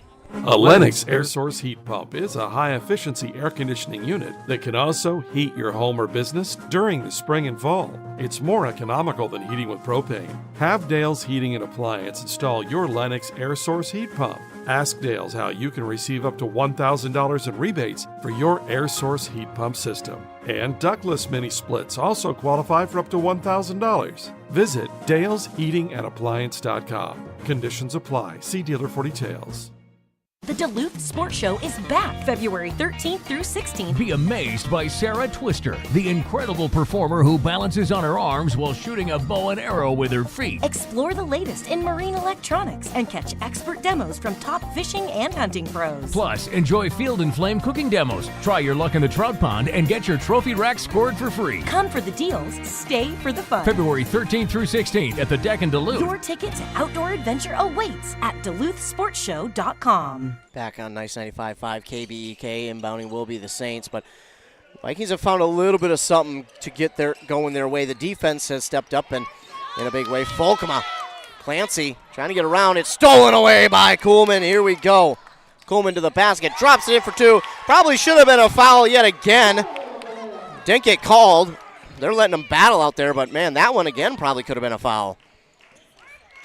Now Haley Schoenrock will get to the basket, and now a foul.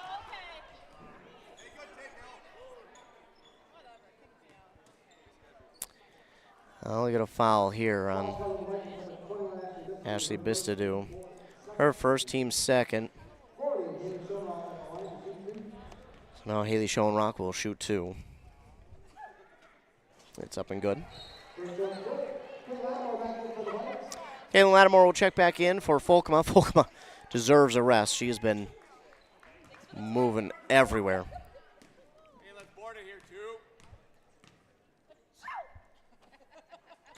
That one's no good. So 1 of 2 that time. Rebounded there, I think, by Caitlin Lattimore, if I've seen it correctly. 52-36. Lattimore has it. She wants to give over to Kuhlman, but she is guarded well. Diaz with it. Looks for a screen, gets that screen. We'll push it back over to Bistadu. Bistadu back to Diaz. Diaz couldn't grab it cleanly and trying to find somewhere to go with it. We'll dribble to the top of the key. Looks at Bartkey. Now dribbling inside. Shot is up. Just off the mark. A good shot, but just a little short. Schoenrock will get the rebound. Diaz again. That's who you want defensively. Drive inside by Anderson, and it's good. 54-36. Diaz will bring it up into the far side. Getting around the defender, looking. Wanted Kuhlman, will give to Bistadu, now to Lattimore. Trying to go inside to Kuhlman. Kuhlman spinning back around, lost it, got it back, lost it, got it back, and jump ball.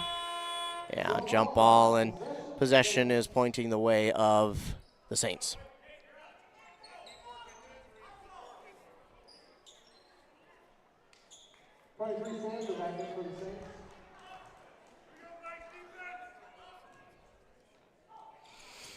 Inbound to Anderson, and a little bit of full court press here. Put on by Bistadu arguing that the player stepped out of bounds, and I think she has a point, because I think she stepped out before the foul was drawn. Going to be their second foul, team's third of the half. This ball nearly stolen away by Bartkey, and then Emily Schoenrock misses on the shot. Kuhlman gets the rebound, and pass from Bistadu back to Kuhlman. Diaz wants the three, has to keep it down. Now give inside to Kuhlman. Be another jump ball, and another jump ball. Possession arrow pointing the way of the Vikings. Damiani, Folkema check in for Bistadu and Bartkey. 5:44 to go, time becoming a factor, and quickly.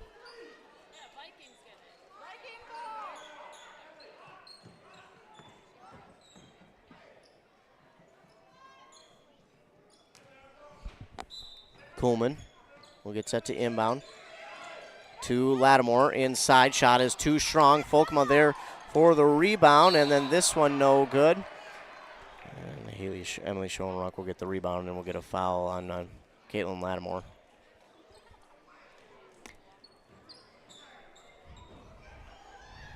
At least I thought so.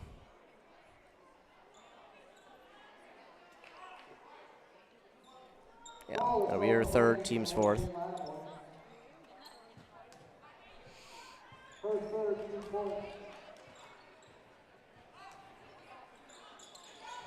Inbound to Anderson, right back to Stancer, now up to Clancy, and they'll break that press.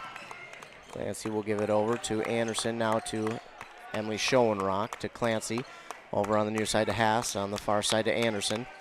Anderson trying to drive baseline, but there's Diaz again. Now over on that far side, it will be out of bounds. Last touch by the Vikings, they'll say. So we'll stay with St. Francis. 54-36. Vikings need a little bit of a run here late in the game.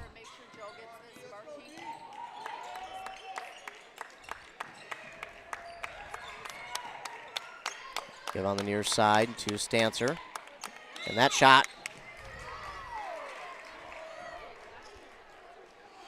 They're going to say blocked by Caitlin Lattimore, it was blocked by Lattimore, but they're going to say it was a foul.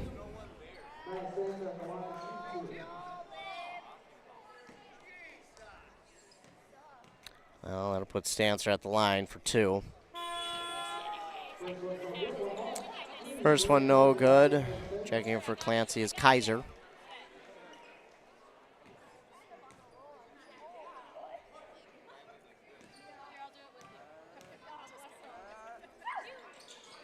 Stancer drops in the second. 1 of 2 there. 55-36. Pass up the court to Kuhlman, too far. But knocked out of bounds by Schoenrock. It will stay with the Vikings. 5:03, 55-36.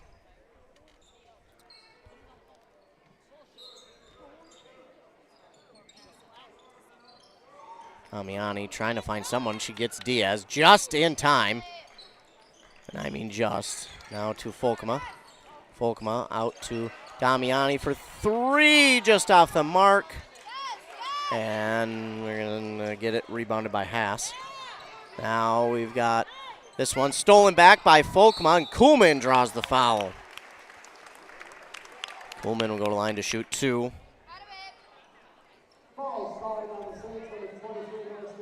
This one will go against Stancer.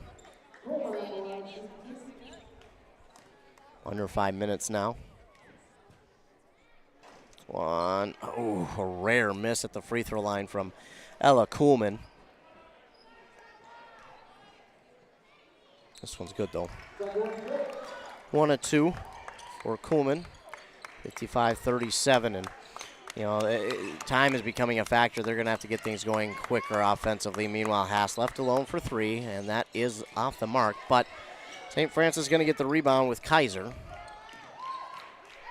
Back over to Haas, trying to go inside to Schoenrock. Now to Kaiser again. Over to Haas. This one knocked away. Right back to Kaiser, three. Yep, it's good. Just too many open looks for St. Francis, and Kuhlman will give inside Folkema, trying to get it to Lattimore, and Lattimore is fouled hard. She'll go to line and shoot two, and that foul going to be on Kaiser, her second, team sixth. Lattimore to shoot two.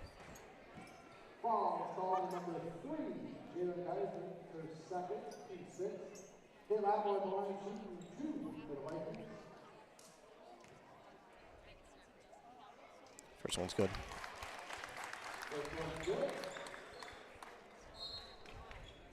(58-38). Herzog checks back in for St. Francis.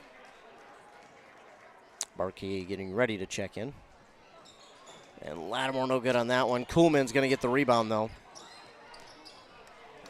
Give on the far side to Lattimore. It's going to go out of bounds off of a St. player, and that will... Yeah, the Vikings will hold on to it. Inbound to Bartkey. Bartkey will give on the far side. Kuhlman short on the three. And trying to get the rebound was Diaz. She knocked it out of Kaiser's hands, but it will roll out of bounds for Diaz, and it will stay with the Saints. Diaz, oh. Going to get a foul, I think, on Diaz. Her second, team sixth.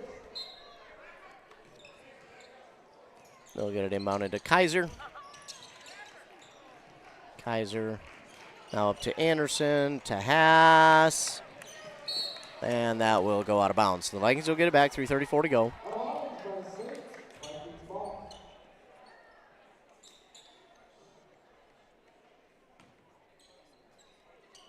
Kuhlman, to Damiani.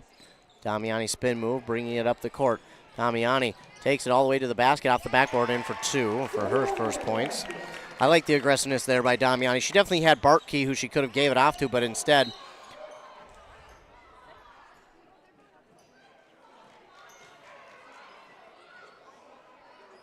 And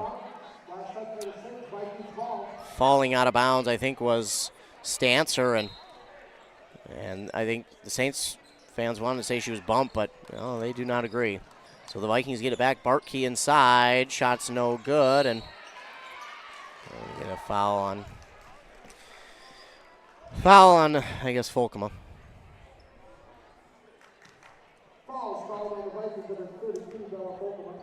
Her third, team seventh, so that will put the Saints to the line for a 1-and-1. It's Ellie Herzog.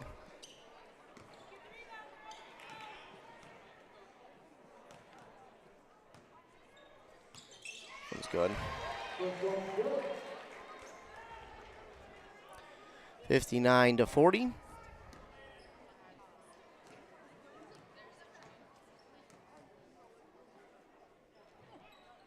This one's left short. It's going to be a lane violation, so she's only going to get 1 of 2 there. 59-40. It's Damiani who takes up the court, gives back to Diaz. Diaz at the top of the key. Look, gives near side. Damiani, a quick 3, just off the mark, and it's going to be rebounded by Kaiser. Give up now to Haas. Now to Herzog. She's double teamed. Get a timeout called by St. Francis.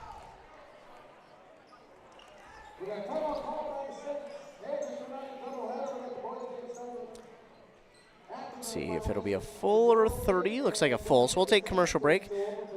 After a word from our fine sponsors, we'll wrap up this one. At Burnett Dairy Cooperative, we're more than just your local dairy. We're also a trusted propane provider, serving homes, farms, and businesses across northwestern Wisconsin and east central Minnesota. Whether you need a tank installed or reliable delivery, we're here for you 365 days a year with flexible options that fit your needs. As a farmer-owned cooperative, we're committed to supporting our community because your home and farm deserve the best. Call 715-689-1032 to learn more. Burnett Dairy Propane, serving you with pride every day of the year. You gotta stop somewhere, so make a stop into the Holiday Station store in Pine City and start saving. Right now, grab CK Oil, save $2 when you buy 2, or CK Diesel DEF treatment for only $23.99. While you're at Holiday, they still have the $3, $4, $5 meal deals on some of your favorite items, and Refresh Team Spirit with Mountain Dew are 3 for $6, or Celsius, buy one get one free. Whoa, better get into the Freeway Holiday Station store in Pine City. Back here on KBEK, nice 95.5. Well, the Vikings trail by 19 with 2:48 to go, and there's still time, but the Vikings need to get going offensively quickly. Otherwise, this one may be over. Tipped out by Diaz, and Kuhlman is going to get the steal. Kuhlman will give it up the court to Diaz, now to Bartkey. Oh my goodness, how did that not go in?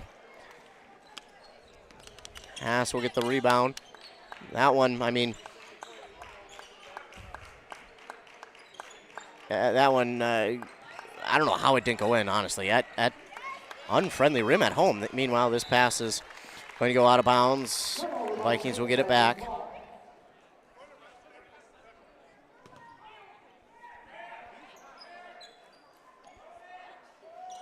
Damiani will inbound for the Vikings. Coleman will look for the screen. Little inbound to her in the backcourt. She'll give it up to Diaz. Diaz will hold on to it. And Barkey was, I mean, getting absolutely pummeled in there. Coleman will drop it in for 2. Barkey got kind of almost dragged down by the St. Francis defender. I think he got a timeout called by North Branch. And that'll be another full one. But we'll keep it here.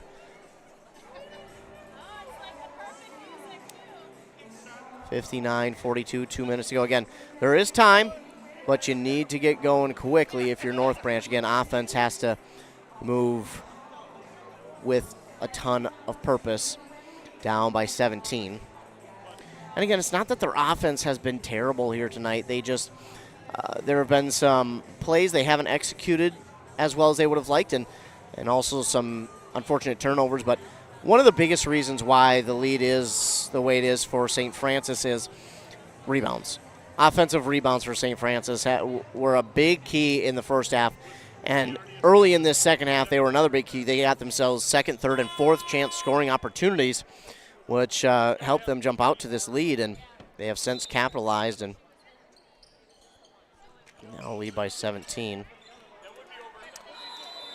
Travel call as Stancer on that far side corner was double teamed. There's no way out of there, and she traveled with it, so ball will go back to the Vikings.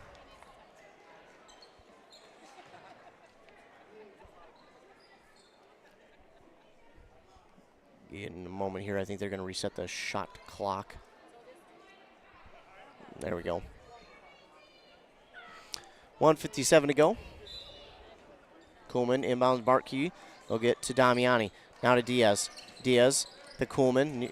Near side three, just off the mark. Bartkey there, though, for the rebound, and she misses, but there's Diaz for the rebound. And this ball inside is knocked away. Haas will get the steal. And now we'll get a foul. Haley Schoenrock will go shoot a 1-and-1.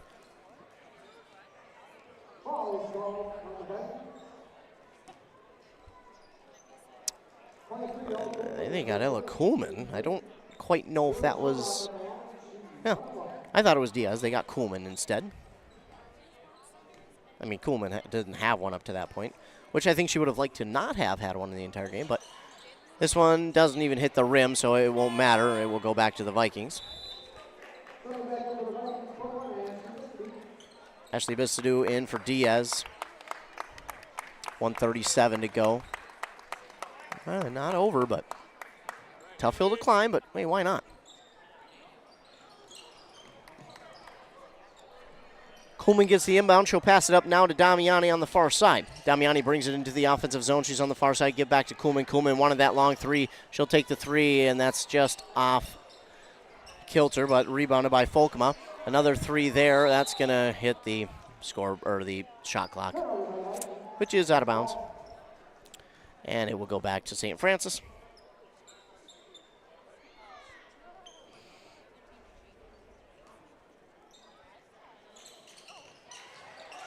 Inbound, and on that far side, it's Anderson.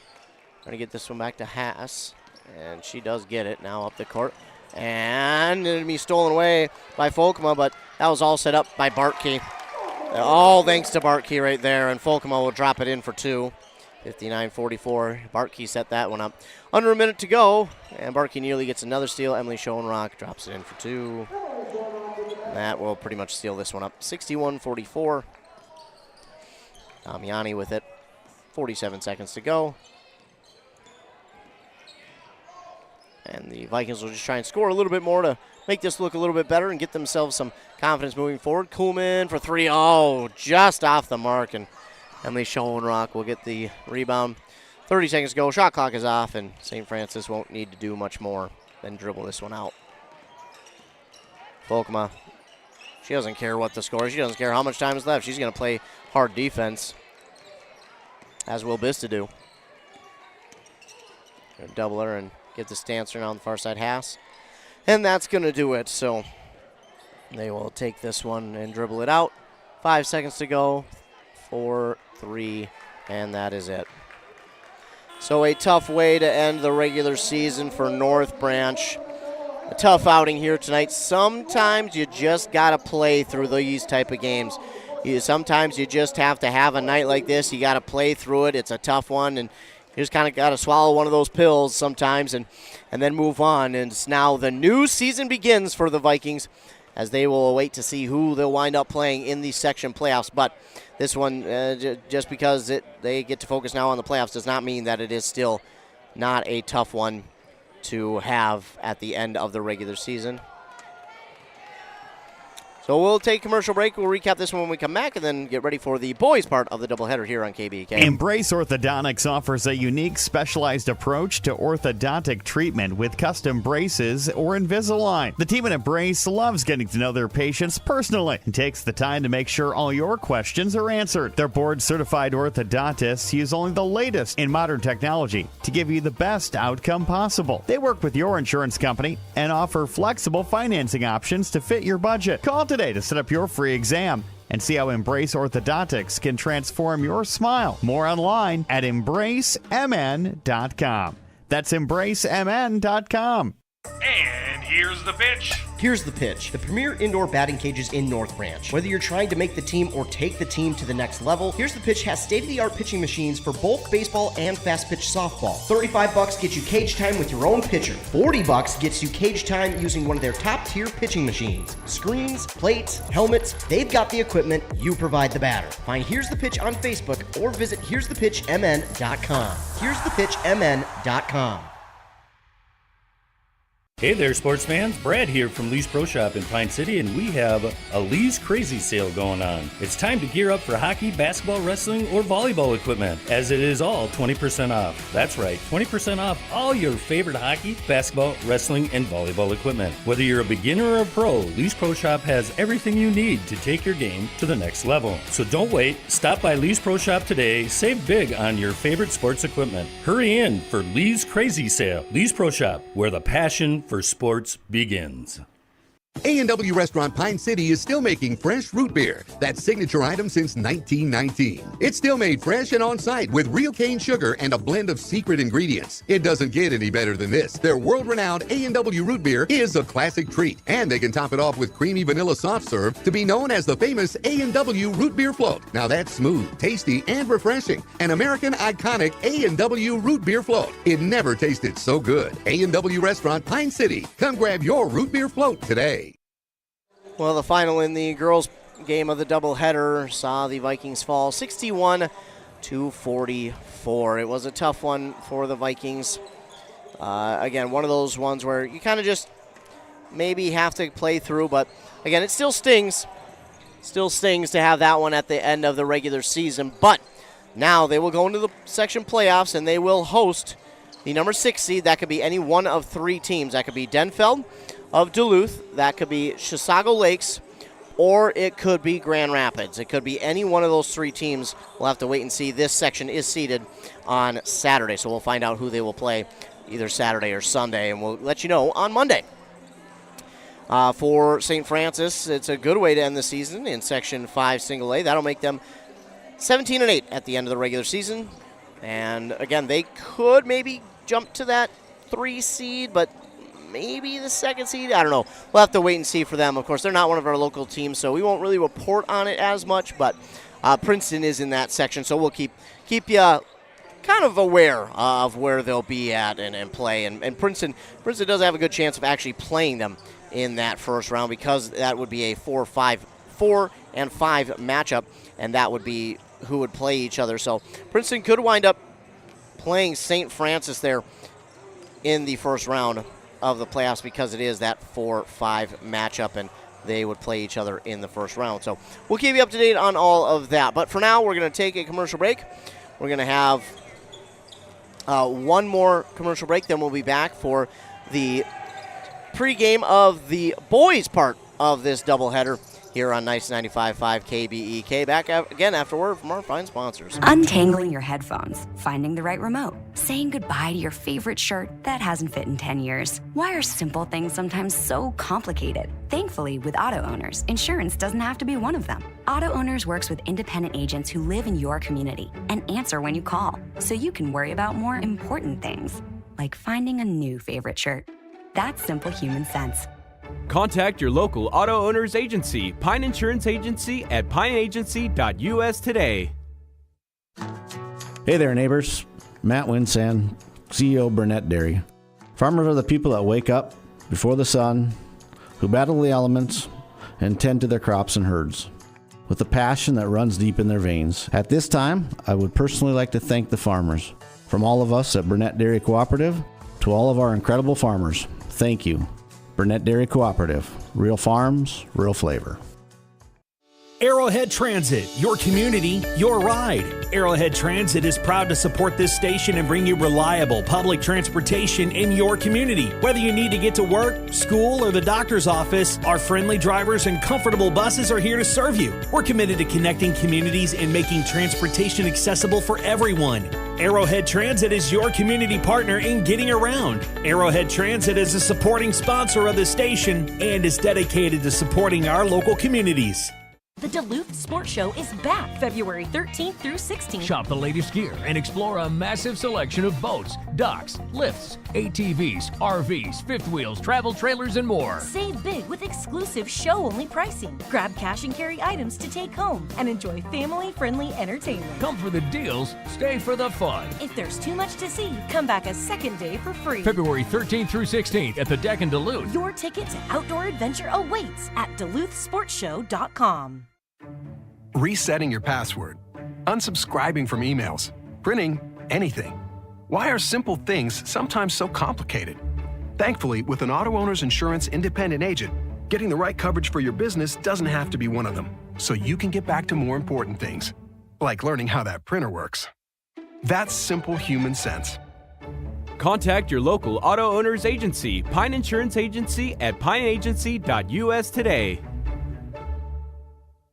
Need a prescription or medication advice? Wellia Health's community pharmacies in Mora and Pine City are open Monday through Friday from 8:30 a.m. to 6 p.m. and on Saturdays from 8 a.m. to 1:30 p.m.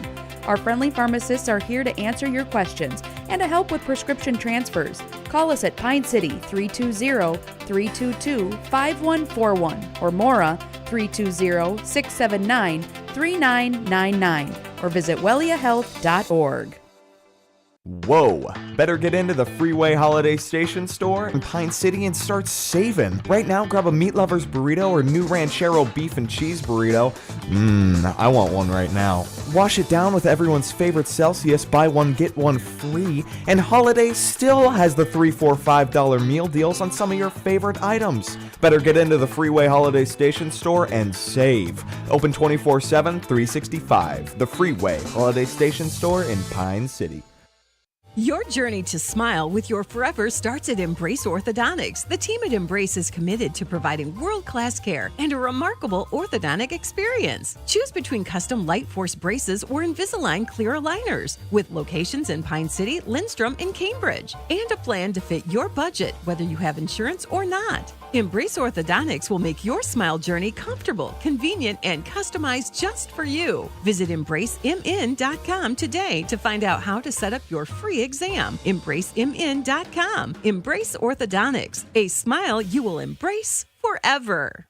Are you interested in a technical degree that can quickly help you land your dream career? Or maybe you've always dreamed of going to a four-year college, but you'd like to start close to home.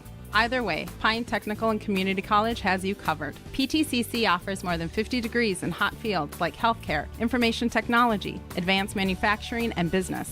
PTCC is now accepting applications. Financial aid may be available. Go online to pine.edu for more information. Pine Technical and Community College, connect with success.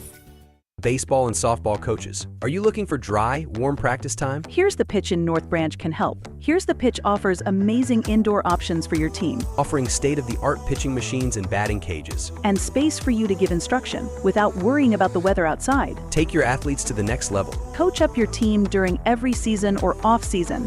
Affordable practice space for your ball teams. Make your reservation today. Call Here's the Pitch today or visit them on Facebook. Here's the Pitch in North Branch. Brad here from Lee's Pro Shop in Pine City. We're a full-service lettering shop with a full line of athletic supplies for any sport. We have professional staff here at Lee's Pro Shop to customize your orders. We are the pros who specialize in athletic apparel and equipment. We even do trophies and awards as well as computerized engraving in the store. Let Lee's Pro Shop help you with any athletic apparel. Lee's Pro Shop, servicing our communities since 1973, where the passion for sports begins. The mushroom melt is back at A&W. How does this sound? Sautéed seasoned mushrooms and onions with melted Swiss cheese on your choice of a juicy burger or grilled chicken. Then add golden French fries and a medium soft drink. It's the mushroom melt and fries combo at A&W. Now, top it off with a classic A&W root beer float featuring vanilla soft serve and made fresh root beer, all in a frosty mug. Or how about the A&W root beer freeze? Signature combos and delicious treats always at your local A&W restaurant in Pine City.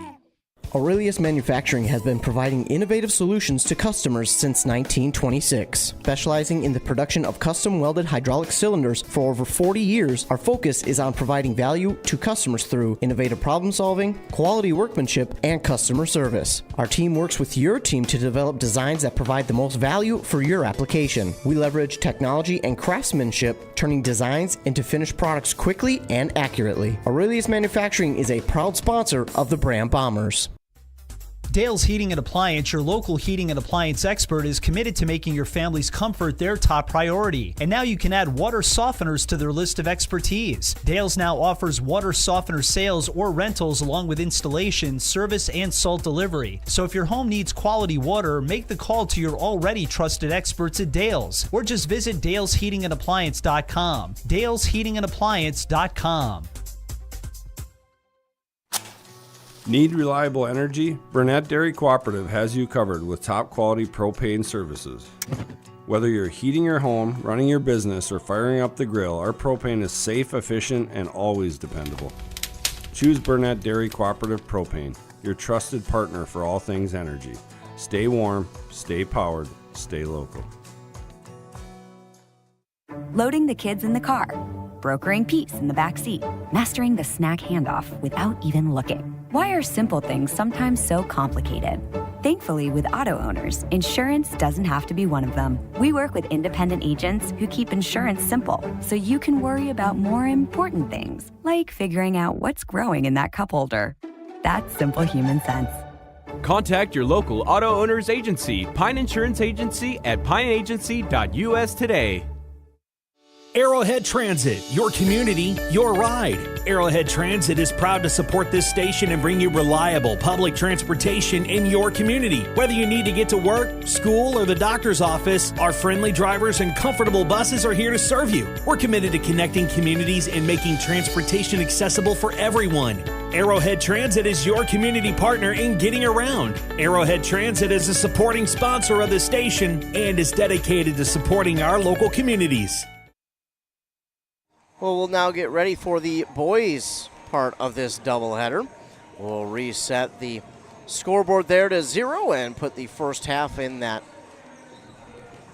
mark there. And now we'll talk about the boys game of this doubleheader, as the girls unfortunately lost 61-44.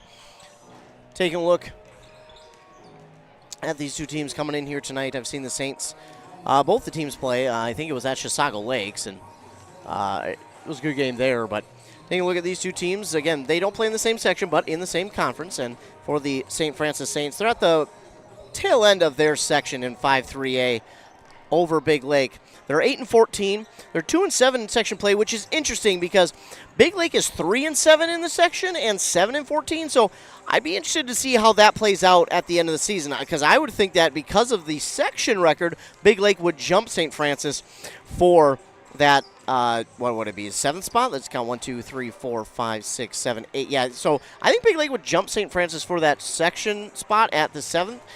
Won't really matter because they'll either have to play Totino Grace or Monticello, and both those teams are top 10 in the state. Totino Grace is number 3. Somehow, though, they're first in the section. They haven't played a section game all year. Now, again, their conference or their schedule probably been a little bit tougher based on their QRF value, but still, I mean, haven't played a section game and they're over Monticello. Again, the QRF is kind of weird in how they do things.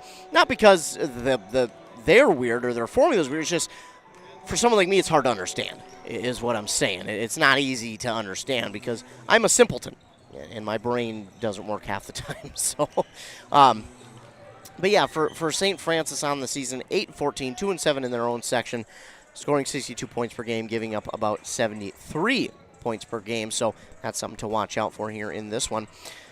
They're, again, unfortunately a lot of losses, but for their wins, they have beat Malacca. They beat Chisago Lakes and North Branch. They beat North Branch earlier in the season. Then they beat Zimmerman, Cambridge Isani by 4. That's an interesting win, and they have since been on a 3-game win streak over Hermantown.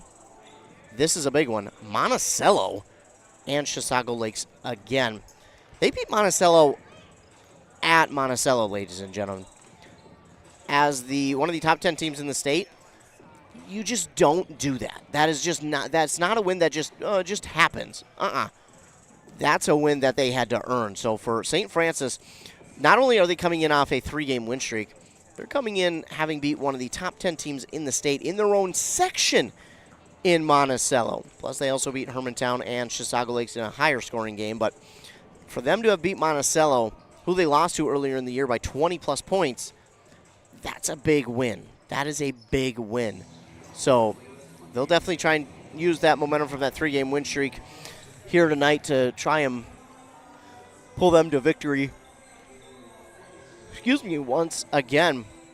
But in their section tournament, which is Section 5-3A, taking a look at that tournament, that will begin on March 4th. And as the 7th seed, they will play the number 2 seed. So they have a rematch against Monticello if that's the way the standings stay. And that would be an interesting game because they split the regular season series, and that game would again be at Monticello, where St. Francis won. So that would be an intriguing matchup in the playoffs. We do have 4 guys for North Branch in street close. 2 starters. Minky obviously is one. The other one is Jacob Knospel. He's in street close here tonight, so he's not playing, unfortunately. So a little bit of it will be a little bit different of a lineup here for the Vikings this evening. But Knospel's one of their bigs underneath, and he is a rebound machine. Not only that, he's a scoring machine as well. So they will be missing him tonight in a big way. They've missed Tyler Minky the last, month or so? Well, they'll really miss his presence here tonight, but again, as well as Knospel. So missing a few big players here this evening are North Branch, but they will try and do without as we take a look at their season so far. Again, new head coach. They lost a lot of guys last year, a lot of guys. New head coach bringing in a new scheme, a new mindset here this year. So it's a bit of a learning year for the North Branch Vikings, but nonetheless, they are continuing to try and continuing to battle and learn about this team. They have 3 seniors in Johnson, Minky, and Dooley Beaver. So they're bringing a good chunk of this team back next year, and I would be surprised if they didn't. Wouldn't be surprised, if they didn't come back next year and absolutely blow some teams out of the water, just because it'll be the second year in this system with their head coach Trevor Walton. So for the Vikings, again, it's been a learning year. They're 3-20 on the season, 2-5 in the section, though those 2 wins came over Chisago Lakes. They're scoring 53 points per game while giving up 78 points per game. So, but don't let that fool you. They can certainly score way more than those 58 points per game, and can certainly hold teams to under those 78 points per game. But it's been a consistency thing all year. It's been a learning year for this team, which is kind of unfortunate because of the seniors on this team. But again, one of them is out here tonight. Their wins, again, 2 of them came over Chisago Lakes. Then they beat Hutchinson in a Christmas tournament over at Sauk Rapids Rice High School by 9, but then that has been it. They beat Chisago Lakes twice, but are coming into this one on a 5-game losing streak, having lost 2 games by over 40 points and giving up 100 to Cambridge, Isani, and Princeton. And they just lost to Monticello by a good chunk. And in this 5-game losing streak, they have had 2 games in which they haven't even eclipsed 30 points. That was against Zimmerman and Monticello. They've struggled to get past 60 in those 5 games. They did against Cambridge, Isani, and Princeton, but other than that, they lost to Pine City, only scoring 51, and as I mentioned, the 2 other 25-point games. So, but that's not to say that they haven't had some games in which they probably could have turned around and won. I mean, one of them you could probably say was their Christmas break game against Ricori. They probably could have won that one. And then coming out of that, there's a few. Grand Rapids definitely should have been one, I think. So there have been a few in there where they could have turned around and won. But, again, a kind of a tough year for them, a learning year, trying to get down a new system, a new mindset. And I think next year this team will look a lot better and a lot more polished in this new system. But, again, tough to try and go from one head coach to another. This will be their, 3rd year in a row with a new coach. They had their coach from a while ago last year. They had a new coach, and then that coach, he left, and then they got Walton this year. So, again, 3rd year with a different coach. Had their coach from a while leave 2 years ago, and then that coach last year was here, one and done. Not to say that that's a bad thing. He might have just retired from basketball coaching. So they get a new coach this year in Trevor Walton, and he's just trying to bring a new mindset, bring a new scheme, and sometimes that is hard to learn on the fly, but this team will look a lot better next year, and they'll look a lot more polished. And the seniors will be a big reason for that, because they had to help this team grow and kind of take a year for this team to grow. So that's going to do it for the pregame, and when we return, we will be ready for tip-off here in this 2nd game of the doubleheader for the boys of North Branch and St. Francis. Are you ready to get back to doing what you love? Whether it's recovering from an injury or preventing one, Wellia Health Sports Medicine Team is here to help. From kids to adults, we specialize in treating sports injuries, including concussions. We're here to get you back to peak performance. Call us today at 320-679-1313 or schedule an appointment through MyChart. Visit welliahealth.org. A Lennox air source heat pump is a high-efficiency air conditioning unit that can also heat your home or business during the spring and fall. It's more economical than heating with propane. Have Dale's Heating and Appliance install your Lennox air source heat pump. Ask Dale's how you can receive up to $1,000 in rebates for your air source heat pump system. And ductless mini splits also qualify for up to $1,000. Visit dalesheatingandappliance.com. Conditions apply. See dealer for details. The Duluth Sports Show is back February 13th through 16th. Be amazed by Sarah Twister, the incredible performer who balances on her arms while shooting a bow and arrow with her feet. Explore the latest in marine electronics and catch expert demos from top fishing and hunting pros. Plus, enjoy Field and Flame cooking demos. Try your luck in the trout pond and get your trophy rack scored for free. Come for the deals, stay for the fun. February 13th through 16th at the Deck in Duluth. Your ticket to outdoor adventure awaits at DuluthSportsShow.com. At Burnett Dairy Cooperative, we're more than just your local dairy. We're also a trusted propane provider, serving homes, farms, and businesses across northwestern Wisconsin and east central Minnesota. Whether you need a tank installed or reliable delivery, we're here for you 365 days a year with flexible options that fit your needs. As a farmer-owned cooperative, we're committed to supporting our community because your home and farm deserve the best. Call 715-689-1032 to learn more. Burnett Dairy Propane, serving you with pride every day of the year.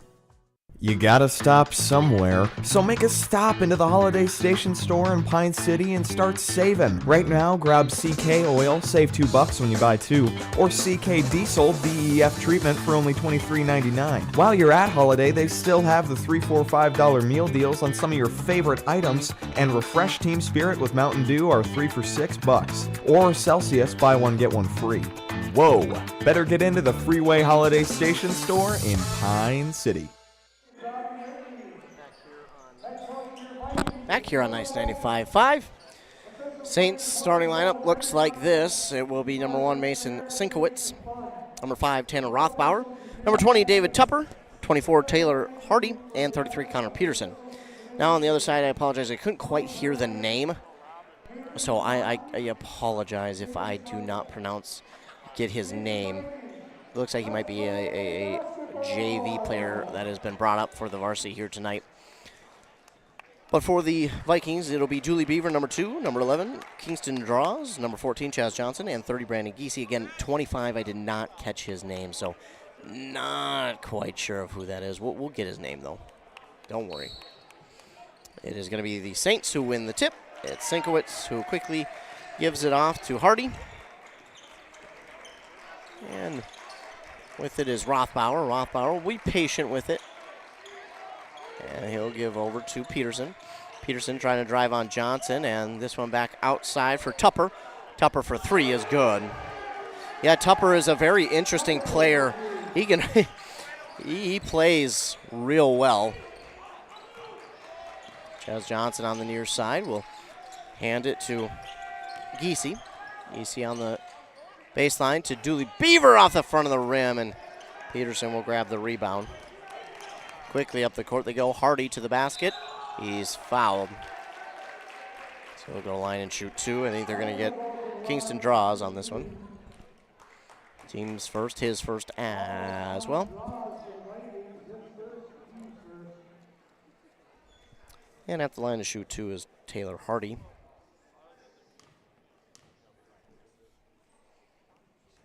First one's up and no good.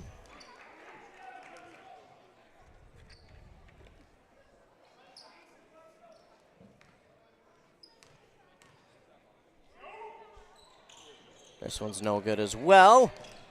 And the rebound taken by the Vikings. Draws. And then a turnover stolen away. Right back by the Saints. Hop step inside. It's no good by Sinkowitz, who I believe got the steal. And he's going to wind up getting his own rebound on that far side. Now gives it off to Rothbauer. Rothbauer inside. Shot is up and good for 2. 5-0. Beaver will give to Draws. Draws trying to get around the defender. Back and forth he goes. Now gets it up into the front court. Lost the dribble for a moment. He wanted Beaver, but Beaver leaves that side of the court, and Draws is going to lose the ball on the dribble, and it will go back to St. Francis. Saints wearing their white away uniforms. The white letters outlined in that navy, the navy letters. The blue trim on the neck, sleeve, and bottom of the short. The 2 blue stripes going down the jersey and short. Vikings wearing their red uniforms. The white letters numbers outlined in black. The white stripe down the side of the jersey and short. And then the neck trim is white and black. 12 is into the game for the Vikings. Meanwhile, on the other side, it's Tupper who drops it in for 2. 12 for the Vikings. This is Bo Hibbard.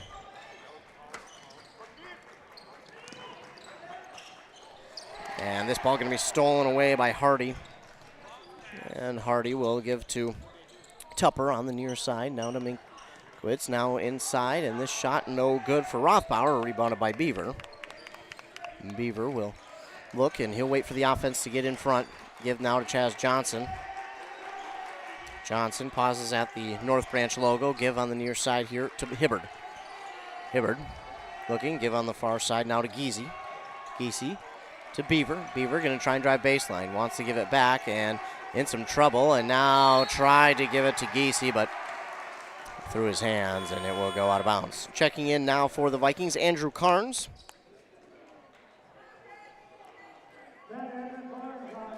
Will check in for 25. Again, did not get his name clearly. So Connor Peterson up the court for St. Francis. They lead 7-0. Takes it to the basket. He's fouled. That should not be a and one. That whistle was well before the shot.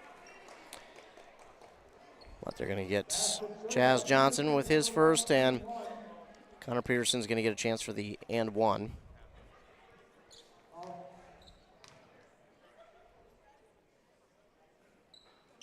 It's good, so 3-point play there for Connor Peterson, 10-0. Chaz Johnson looking, giving it over here on the near side to Hibbard. Hibbard give to Giese. Giese stolen away by Connor Peterson. Peterson spin move inside. Again, he's fouled, plus the and one.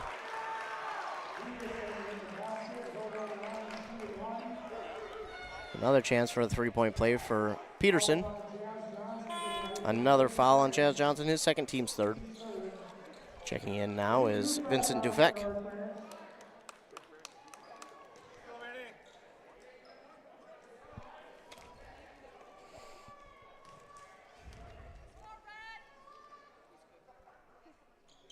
And Peterson again with the 3-point play. With the free throw there, 13-0. Dufek fakes the pass, and now he'll give it over to Hibbard.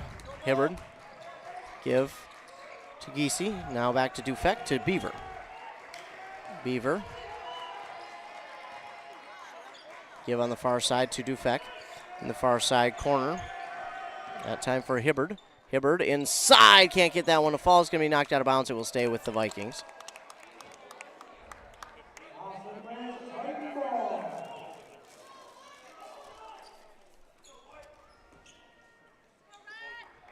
Carnes will look to inbound. He'll go to Giese, back to Carnes. Carnes driving inside, back out to Hibbard. Hibbard will drive to his left. And now gives to Carnes, and they're going to get him for a travel before that pass gets off. So the ball will go back to the Saints, 13-0. They lead, 14:45 to go in the first half.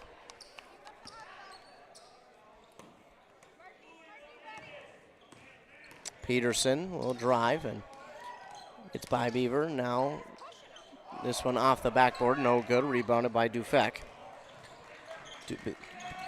Beaver gives it off to Hibbard. Hibbard trying to drive baseline back outside, stolen away by Peterson. Fakes the shot. Euro step inside for 2. Oh man, what a move there by Peterson. Made it look easy.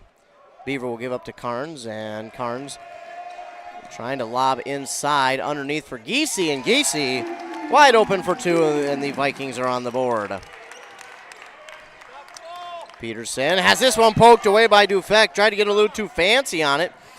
Dufek back to Giese. Oh, how is that not a foul? This one's going to be poked out and stolen away by Rothbauer. Rothbauer give underneath to Peterson, and Peterson dumps it in for 2. Great pass by Rothbauer to Peterson, 17-2. Beaver will give over to Carnes. Carnes will bring it into the offensive zone. Give over now to Giese. To Dufek for 3. No good, too strong.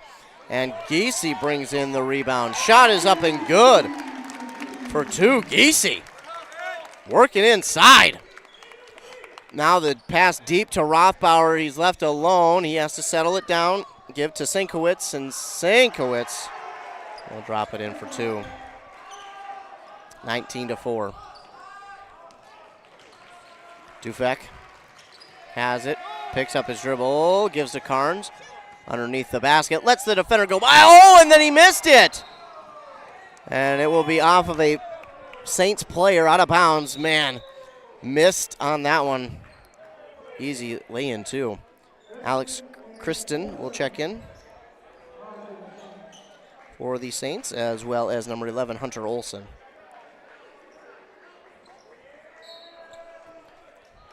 Vikings will inbound. Carnes looking. He wanted to go deep, but instead gives to Dufek on the near side. Far side, rather. Dufek give now to Giese. Top of the key for 3. Off the backboard and in. Just give the ball to Giese, I think, is a play right now. Giese has all 7 of their points currently. Now, the play call just might be give to Giese. Give to Giese. Peterson give back to Hardy. And that shot turnaround is good from Hardy for 2. They get 21-7.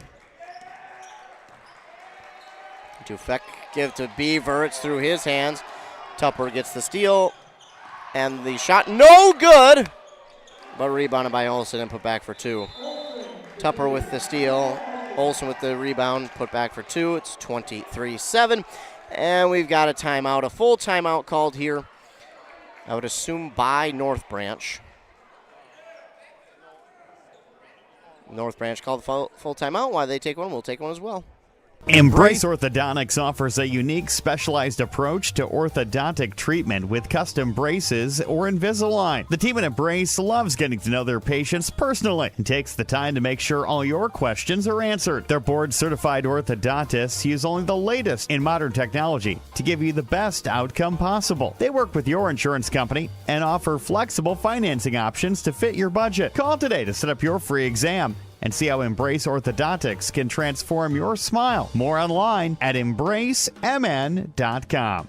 That's embracemn.com. And here's the pitch. Here's the pitch. The premier indoor batting cages in North Branch. Whether you're trying to make the team or take the team to the next level, Here's the Pitch has state-of-the-art pitching machines for bulk baseball and fast-pitch softball. $35 gets you cage time with your own pitcher. $40 gets you cage time using one of their top-tier pitching machines. Screens, plates, helmets, they've got the equipment, you provide the batter. Find Here's the Pitch on Facebook or visit here'sthepitchmn.com. here'sthepitchmn.com. Julie Beaver will inbound to Dufek, and now they work it up the court to Carnes. Carnes on that far side works to the top of the key. Now give on the near side here to Draws. Draws drawing a lot of attention, and now it will give it and try to give it back, but getting the steal is Alex Kristen, and his shot is missed after the steal and rebounded by Giese. Draws with it, takes it to the far side. Wanted 3, has to pull it down. Now give it to Giese. Giese over to Carnes on the near side. Carnes fake the shot. Drive baseline. Trying to get some space. Gives it outside Dufek. Dufek from 3. No, he's going to pull it down. Give to Beaver. Beaver. Give to Carnes on that far side. Carnes going to try and drive. He has to pick up his dribble. Give top of the key to Giese. Wanted the shot. Pulls it down. Give. Now 4 seconds to shoot. 3, 2, and oh, nearly shot. Good, but rebound going to be knocked out of bounds by North Branch, and it will go back to St. Francis. Jazz Johnson and Bo Hibbard check into the game for the Vikings. 23-7. 11:16 to go in the first half.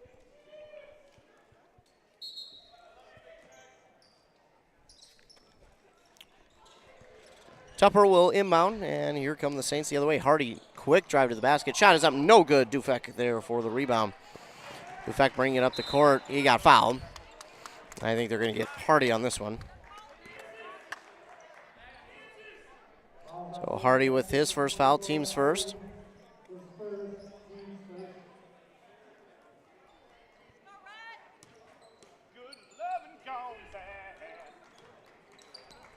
Johnson inbound to Beaver, Dooley Beaver. Near side will give it to Johnson. Johnson trying to find somewhere to go with it. Gives it off to Giese on the far side. He lost it. Stolen away by Alex Kristen. Tupper with it near side. Tupper back to Peterson. Fakes the three. Chaz Johnson working on him defensively. Give outside to Kristen for three. Good. 26-7 now. Beaver trying to get around two players. He'll give it up to Dufek. Dufek to Giese. Oh, man, they had an open shot, and they missed the opportunity. Giving out to Chaz Johnson. He's trying to work inside. Gets through a double team. No good. Rebounded by Alex Kristen. Peterson working on that far side. Trying to get around Dufek. Gets one. Now to Tupper for three. That's off the mark. Oh, my goodness. Somehow rebounded by Hunter Olsen, and he sidesteps for two. 28-7. Dufek has that one knocked and stolen away by Hardy to the basket. Oh, no good. They're going to say not a block instead of foul. The fourth team foul on North Branch, and I think Dufek his first. So the shoot two is Taylor Hardy.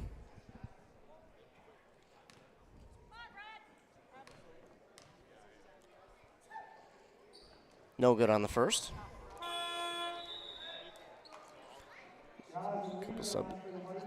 Couple subs in and out for North Branch and for the Saints. And Hardy missed his first.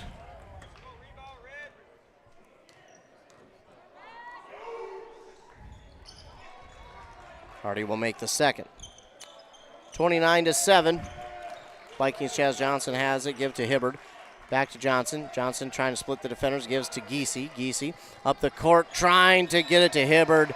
It is just too low on the pass, and it took a funny bounce. He had no chance at it. So we'll give the ball back to St. Francis. 29-7. 9:47 to go here in the first half. Inbound by Olsen, and he'll give it up to Hardy, who uses that speed and give on the far side now to Alex Kristen. Kristen will drive inside. Shot is up, no good. Chaz Johnson with the rebound for North Branch.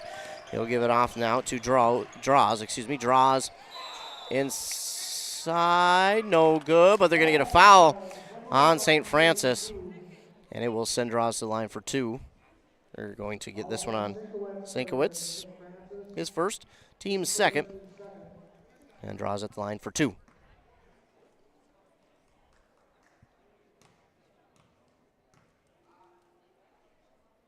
First one, no good.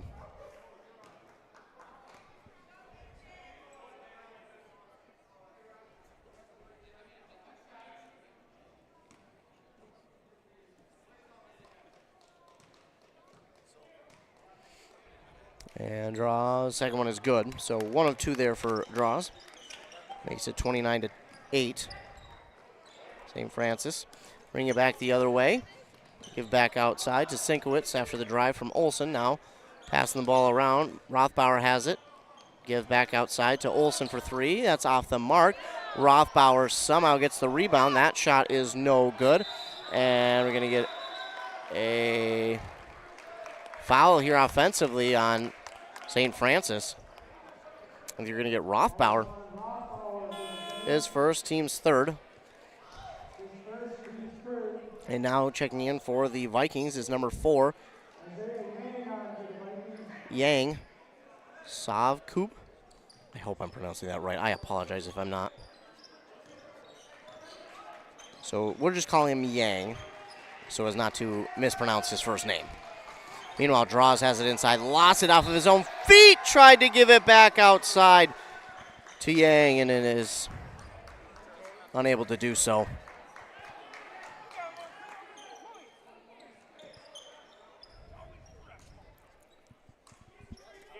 So St. Francis will get it back. They'll inbound and now give to Hardy. And Hardy's got some speed, but he's got to give it off to Rothbauer. Rothbauer surprisingly quick for his size. He kicks back out to Sienkiewicz as he was tripping. Now on the far side, the give to Kristen at the top of the key for Olsen. Now for Hardy. Back to Rothbauer.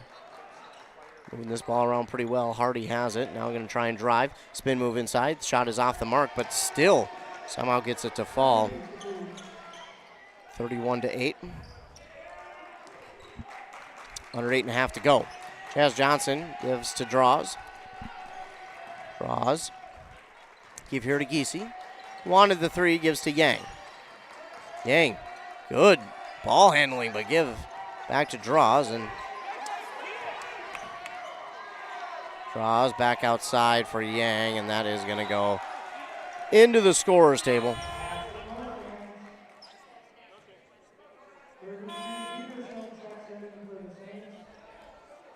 Couple subs each side again. Peterson is back in for the Saints. He has been a very good player here tonight. I think he leads their team with 10 points.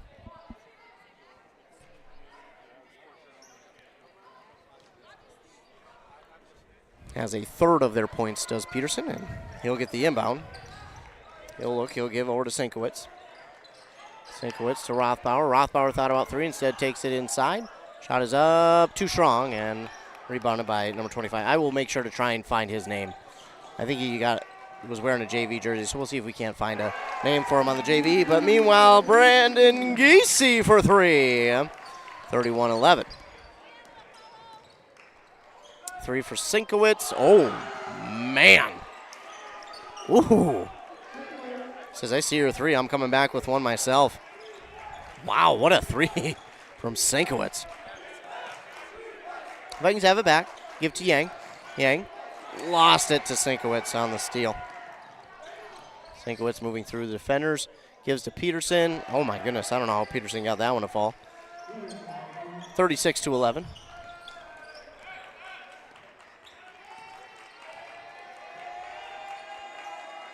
Chaz Johnson looking, giving to Yang. That pass off the mark to Yang. Dufek Carnes in for Yang, and could not see who else.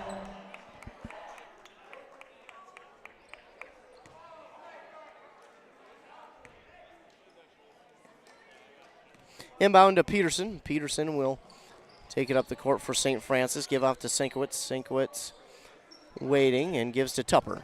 Tupper to Peterson. Now Rothbauer. Sienkiewicz fake one way, kick outside. Tupper for three in the near side corner. It's good. David Tupper. I mean, he's a shorter guy out there.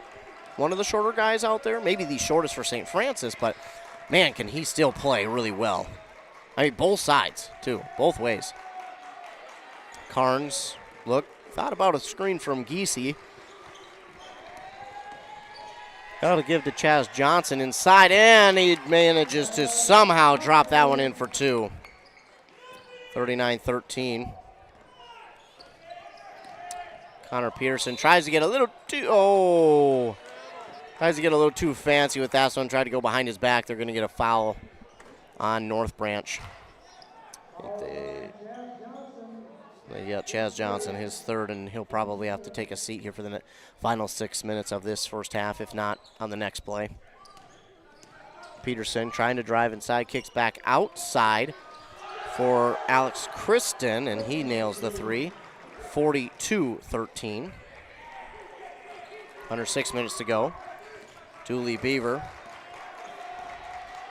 takes it near side, trying to go inside to Dufek. Dufek waits, draws the foul. He'll line to shoot two. Nice job by Dufek to wait for the defenders to jump and then drew that foul. I think they're going to give this one to Alex Kristen. His first, team's fourth. 42-13.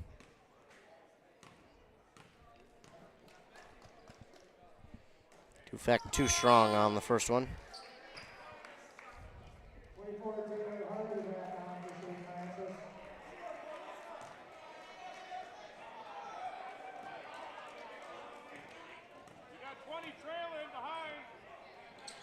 And no good on that one for Dufek as well. Rebounded there by Peterson. Peterson gives to Sinkowitz. He wants to drive inside, then kicks out to Rothbauer. Now, top of the key for Hardy. Ooh, Hardy got away with a little bit of a shove there. Inside, kick back out Tupper. Tupper to Hardy. Hardy thought about Rothbauer on the far side. Instead to Peterson at the top of the key. That's going to come up well short. And it'll go out of bounds. It'll go back to North Branch.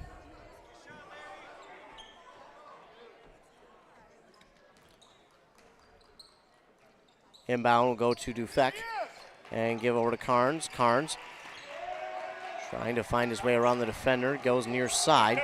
Underneath to Beaver, and Beaver for 2. 42-15. Hardy lost his dribble. Give top of the key for Tupper for 3. It's good. It's just so fun to see him play.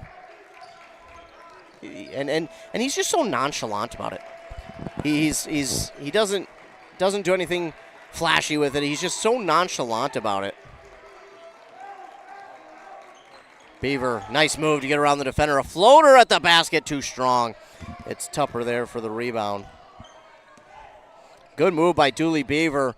Good shot as well, just a little too strong on it. Tupper feeling it, but that time a little too strong.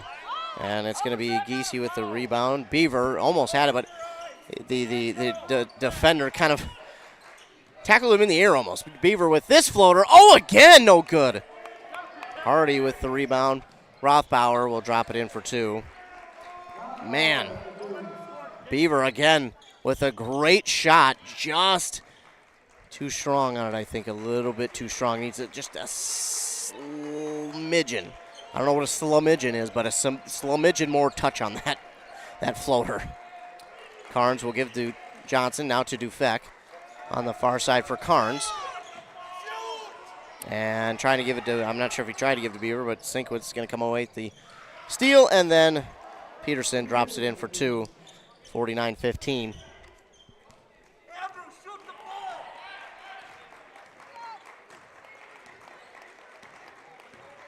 Beaver directing traffic on the near side, telling Dufek to go one way. Now he wants to hand to Giese, but nothing doing that time. Defender was there too well. Now give it to Chaz Johnson on the far side. Carnes for 3, no good. And Rothbauer will get the rebound for St. Francis. Give it to Peterson. Peterson slows things down a little bit, under 3 to go. Telling Hardy to go the other way. And Peterson directing traffic. I think he wanted Tupper. This pass is tipped. Gets to Sinkowitz still. Sinkowitz will try inside, jump, and drops it in for 2. 51-15. Johnson gets the inbound. Now give back to Beaver. Beaver will call out the play. Give to Dufek. Dufek at the top of the key gets a screen. No, instead he has to give to Carnes on the far side. Now to Johnson. Johnson getting through some contact. It's no good. Carnes with the rebound. He drops it in for 2. 51-17. Nearly stolen away on the inbound. Somehow Rothbauer comes up with it. Give to Tupper. Now to Hardy on the far side for 3. That's going to be well long. And, rebounded by Sinkowitz. Peterson. Give to Sinkowitz. Sinkowitz trying to drive baseline. The shot is up and good. I don't know how Sinkowitz managed to do that, but he did manage to get it around. And Dufek, unfortunately, was just a little bit out of position, so he kind of had to give that. 53-17. Under 2 minutes to go. Johnson got away with a little bit of a shove there. Gives to Giese. No good on that one. And Sinkowitz will get the rebound. Give to Peterson. They slow things down a little bit. Now under a minute and a half. Peterson directing traffic. Trying to go into Peterson. It's kept alive, but right to Chaz Johnson on the keep alive. Johnson inside. Oh, he's fouled a lot in there. A little line and shoot too. There were plenty of hands there for the foul. I don't know who they got. Tupper. David Tupper will get his first, team's 5th. And now Chaz Johnson at the line to shoot 2. 1 of 4 so far tonight, and No good on that one from Chaz Johnson. A few subs each side.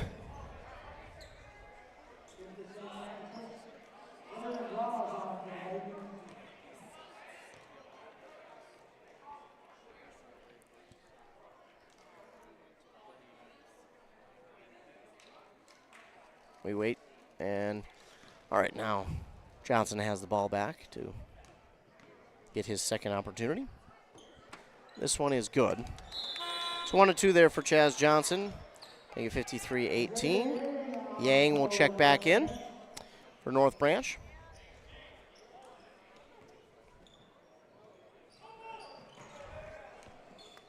Bringing it up the court for St. Francis. Olsen give to Tupper on the far side. No look pass to the near side. Now to Hardy. He drops it in for two. The drive to the basket. 55-18. St. Francis well out in front. Under a minute to go. Vikings just trying to end the half on a positive note. Now with it is Hibbard. Hibbard give to Giese. Giese from three. Lets the defender go by, and just not as confident as he should have been on that one.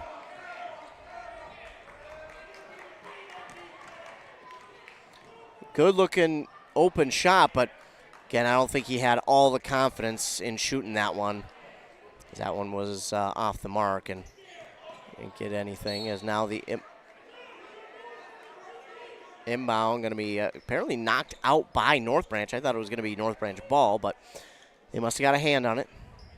Again, just because I didn't see it doesn't mean it didn't happen. So inbound again to Peterson, and they'll give to Hardy.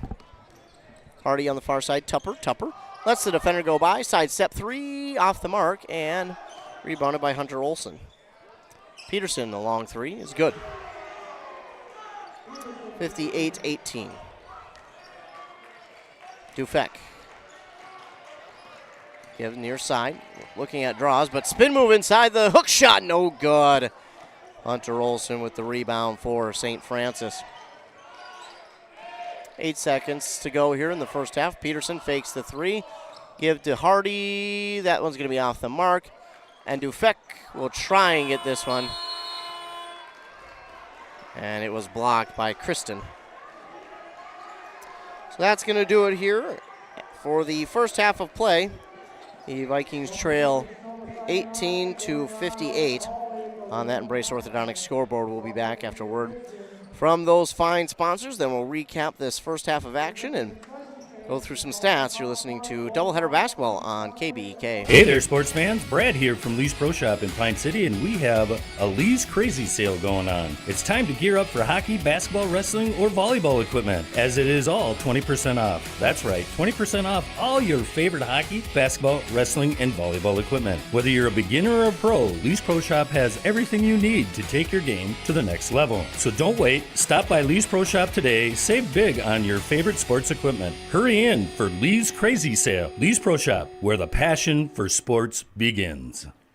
A&W Restaurant Pine City is still making fresh root beer, that signature item since 1919. It's still made fresh and on-site with real cane sugar and a blend of secret ingredients. It doesn't get any better than this. Their world-renowned A&W root beer is a classic treat, and they can top it off with creamy vanilla soft serve to be known as the famous A&W root beer float. Now that's smooth, tasty, and refreshing. An American iconic A&W root beer float. It never tasted so good. A&W Restaurant Pine City. Come grab your root beer float today. Untangling your headphones, finding the right remote, saying goodbye to your favorite shirt that hasn't fit in 10 years. Why are simple things sometimes so complicated? Thankfully, with Auto Owners, insurance doesn't have to be one of them. Auto Owners works with independent agents who live in your community and answer when you call, so you can worry about more important things, like finding a new favorite shirt. That's simple human sense. Contact your local Auto Owners agency, Pine Insurance Agency, at pineagency.us today. Hey there, neighbors. Matt Winsand, CEO Burnett Dairy. Farmers are the people that wake up before the sun, who battle the elements, and tend to their crops and herds with a passion that runs deep in their veins. At this time, I would personally like to thank the farmers. From all of us at Burnett Dairy Cooperative to all of our incredible farmers, thank you. Burnett Dairy Cooperative. Real farms, real flavor. Arrowhead Transit, your community, your ride. Arrowhead Transit is proud to support this station and bring you reliable public transportation in your community. Whether you need to get to work, school, or the doctor's office, our friendly drivers and comfortable buses are here to serve you. We're committed to connecting communities and making transportation accessible for everyone.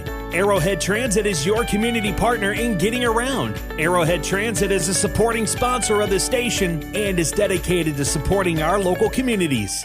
The Duluth Sports Show is back February 13th through 16th. Shop the latest gear and explore a massive selection of boats, docks, lifts, ATVs, RVs, fifth wheels, travel trailers, and more. Save big with exclusive show-only pricing. Grab cash and carry items to take home and enjoy family-friendly entertainment. Come for the deals, stay for the fun. If there's too much to see, come back a second day for free. February 13th through 16th at the Deck in Duluth. Your ticket to outdoor adventure awaits at DuluthSportsShow.com. Resetting your password, unsubscribing from emails, printing anything. Why are simple things sometimes so complicated?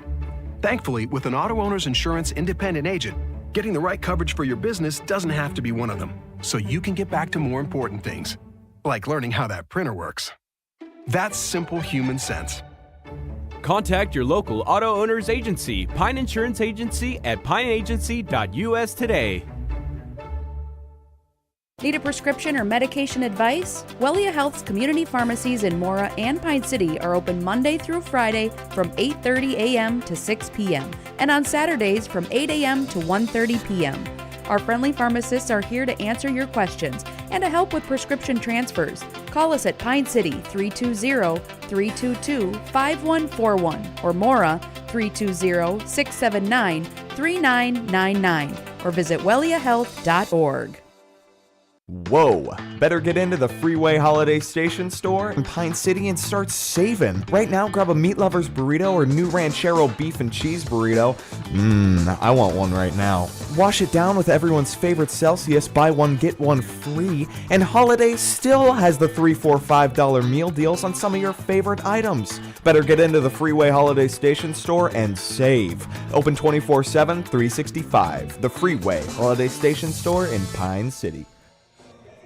Back here on KBEK rather. Nice 95.5. Taking a look at some of the first half stats here from this second game of the doubleheader. For the Saints, leading the way for them was Connor Peterson with 17 points, 11 for David Tupper, 9 for Mason Sinkowitz. Then you had 7 for Taylor Hardy, 6 for Alex Kristen, and then 4 for both Tanner Rothbauer and Hunter Olson. They had 11 steals, 1 block, 3 of 6 from that free throw line, and 5 team fouls. On the other side for the Vikings, leading the way was Brandon Giese with 10. 3 for Chaz Johnson, 2 for Dooley Beaver and Andrew Carnes, and 1 for Kingston Draws. They had 2 steals. They were 2 of 6 from that free throw line, and also had 5 team fouls. So again, a pretty clean first half for both of these teams. But for North Branch, St. Francis really kind of showed their dominance here in the first half, making some plays. They were a little bit faster. Athleticism showed, and they really did a good job of making some important plays when they had to, and getting out in front and kind of getting out in front and extending that lead each and every time it seemed like they had the ball. So for St. Francis, again, just a really quick start to the game and really executed it on all cylinders, and it seemed like you couldn't do no wrong at certain points. And for North Branch, again, down a few of their starters here tonight, and it, again, still a learning season, but a little bit of a different lineup as well, just trying to get some of those younger guys some varsity minutes. So it's been a tough go of things here in the first half, but again, they continue to battle, continue to try hard. They've made some really good key plays. Brandon Giese has really impressed me here from that first half, and making some big plays. And again, he got them on the board first, and then proceeded to score 8 of their next 8 points, and eventually got his 10th. But again, really impressed with how he played in that first half, and got them on the board, and then kind of continued to score in the next few possessions. So for North Branch, I don't want to say you want to feed one player. You want to continue to feed other players and try and get other guys involved and try and get them to score. But if one guy is kind of doing it all, getting it all done, why not feed him? Why not feed him the ball? But again, you want to get other guys the ball. You want to feed the other guys and make sure they're touching the ball and getting some points on the board as well. So we won't see this team go one-dimensional and just feed one guy. They'll continue to call their plays, try and execute things. And in a game that's as lopsided as this one, again, a comeback is unlikely. But in a game like this, I think what you want to see is from the guys that you have go in there and play, you want to see them execute what you're calling. Not necessarily to perfection, but you want to see them execute it at a high level. And not only that, you want to see as many guys try and get on the board as they can. You want to get a lot of guys to make sure they're handling the ball, that they're getting into different areas, they're getting into different spaces and executing, whether it's offensively or defensively. You want to make sure that, even if, St. Francis comes out and shows that same type of speed and dominance, that, you're still getting that same effort. And I think that's one of the biggest things that we'll see or talk about in this second half is will North Branch and whoever gets in show that same effort from that first half? Will they continue to give the same effort? I think will be one of the keys here in the second half, because a lot of guys could hang their heads, think, we're down by 40, there's no point. But you want to see the same effort. You want to see the body language. You want to see them continuing to try, continuing to battle, and show that heart and that want, that will to battle here in this one. So I think that'll be what they look at here in this second half. Again, comeback unlikely, but we have seen crazy things happen in the world of basketball. So, but for North Branch, just try and execute things as well as you can. Get a lot of guys to handle the ball and try and get that game plan going and get everybody to get their fair share of shots at the basket as well. So we're going to take one more commercial break, then we'll be back for the second half of action here on KBEK. Your journey to smile with your forever starts at Embrace Orthodontics. The team at Embrace is committed to providing world-class care and a remarkable orthodontic experience. Choose between custom Light Force braces or Invisalign clear aligners, with locations in Pine City, Lindstrom, and Cambridge, and a plan to fit your budget, whether you have insurance or not. Embrace Orthodontics will make your smile journey comfortable, convenient, and customized just for you. Visit EmbraceMN.com today to find out how to set up your free exam. EmbraceMN.com. Embrace Orthodontics, a smile you will embrace forever. KBK update from Bram. This was about a half hour ago, unfortunately, but Bram was up at halftime over Barnum, 57-14. Adam Hefty over there on that call for that girls' game. Bram trying to finish the season with their 20th win, and that win would be over Barnum, so that'll be a big win for the Bram girls. Got a few new guys out there for Bram. 5, 20, and 21, it looks like. Or is that 5 is Ethan Thorson, as the Vikings will start with it. 20 is Dominic Moe.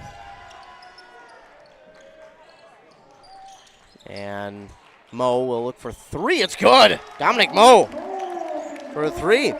Hey, that's one way to start the half. Why not?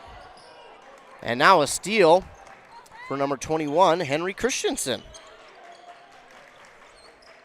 Hey, good start. Ball inside, going to be stolen right back by Sinkowitz.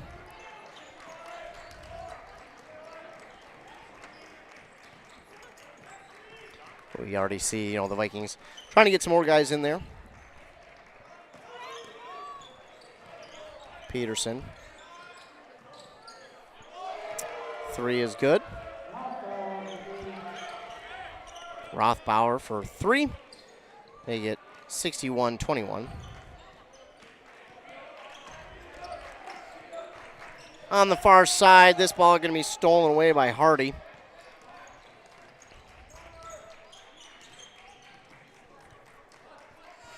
Rothbauer will wait. He wanted to go to Peterson, but instead goes to Sinkowitz. Now to Peterson. Peterson for 3 over the defender. No good. And was going to be rebounded there by Christensen, but he drew the foul. That one's going to be on Tupper. His team's first of the half.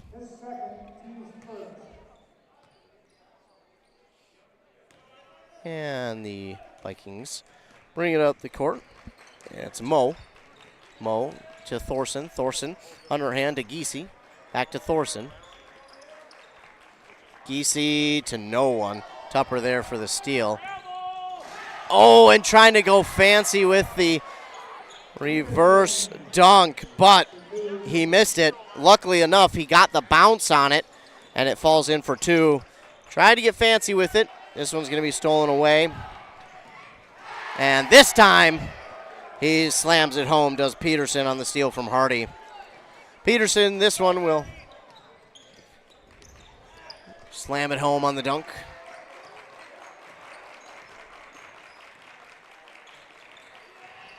Driving inside, this one no good, but he's going to draw a foul. Go to the line and shoot 2.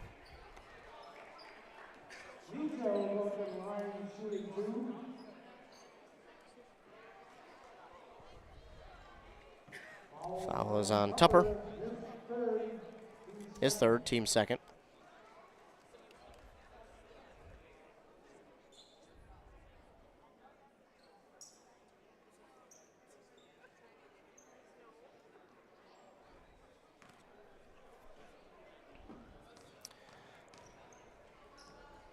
First shot is up and no good. Dufek will check into the game for Christensen. Again, 25 still have yet to find his number somewhere. So I apologize to the young man wearing number 25 this evening. I sincerely apologize. Don't want to ever not have a name. This one is missed, rebounded by Peterson for St. Francis. Tupper will give near side to Peterson. Peterson patiently waiting for a screen. Now give far side to Tupper for 3. It's no good. Rebounded by Thorson. Now give to Dufek on the near side. A long 2 is going to go along, and Rothbauer will get the rebound. Rothbauer give on the far side to Hardy, and Hardy to the basket, drops in for 2. And we'll get a timeout and called by the Saints.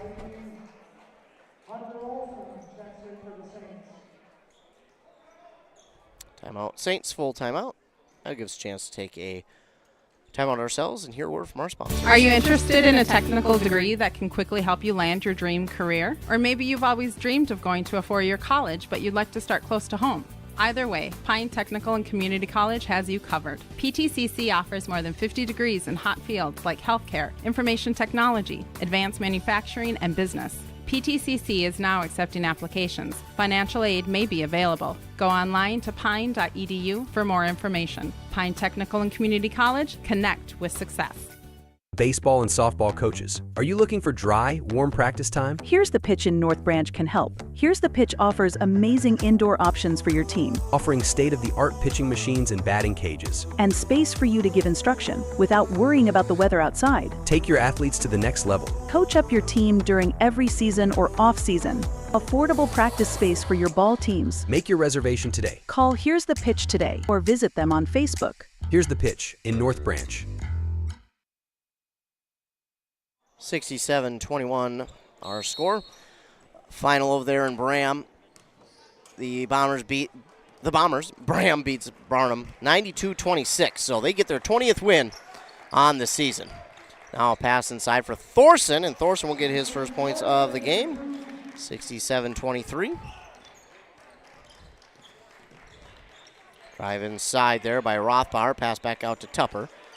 Now give to Kristen. Now to Sinkowitz. He lost it for a moment. Somehow gets it back. Got to Rothbauer.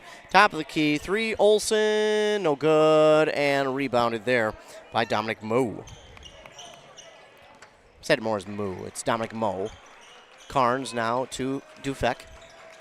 Dufek picks up his dribble. Give near side Thorson for 3. 67-26.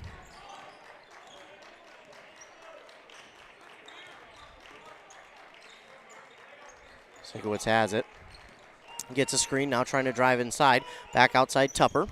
Tupper thought about 3, and he'll hand it to Rothbauer on the far side. He thought about 3 instead. He'll drive.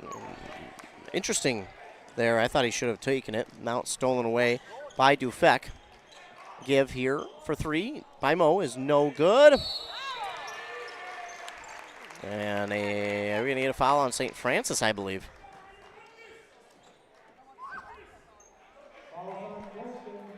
That one's going to be on Alex Kristen, his second, and the team's third. So North Branch will inbound. Carnes looking, wanted Dufek. He'll get it over on the far side to Moe, now to Giese. Giese trying to go inside, and it's poked out, stolen away by Rothbauer.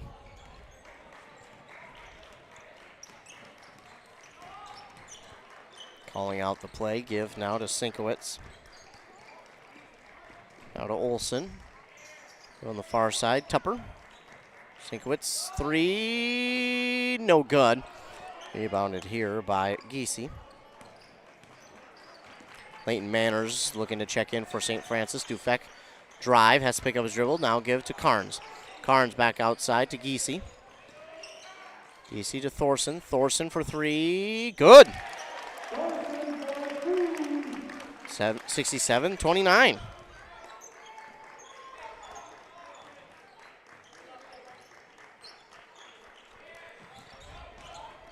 Wide open inside was Kristen. They didn't get it to him. Instead, it's going to be stolen away by Giese. To Thorson, now back to Giese. Right back to Thorson on the far side in the corner for Carnes. Carnes, as this one's stolen away by Sinkowitz. Given the far side, Rothbauer for three. No good. Rebounded, though, by Kristen, and then he's fouled. And now he'll go to line and shoot two.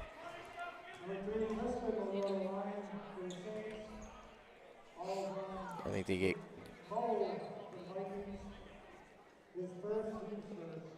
Dominic Moe his first, and the team's first. First one's up and good by Kristen. Got number 2 and number 0 checking in. Number 0 is Beckham Schlepnev.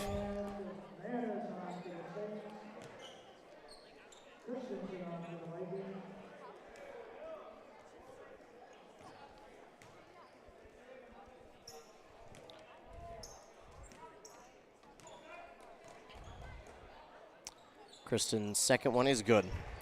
So he makes them both, and it's 69-29. Thorson on the far side, getting around one defender, kicks back outside to Moe. Now over to Dufek, to Giese, back to Thorson. They'll give right back to Giese. Over on the far side to, Christensen, and that's going to get through his paws, and it will go back out of bounds to St. Francis. Charles Johnson in for Moe.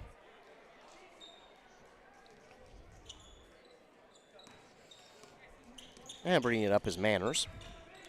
Manners looks to the far side, gives to Olson. Now to Schlepnev underneath. And this one no good for Kristen. Rebounded by Christensen. As Johnson thought about three. Gives to Dufek on the near side for three. That's going to be off the mark. Giese with the rebound. Thorson drive inside. Shot up. I think they're going to get a charge here on Thorson.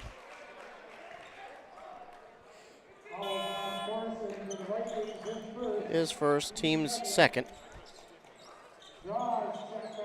Draws will check in. He comes in for Giese.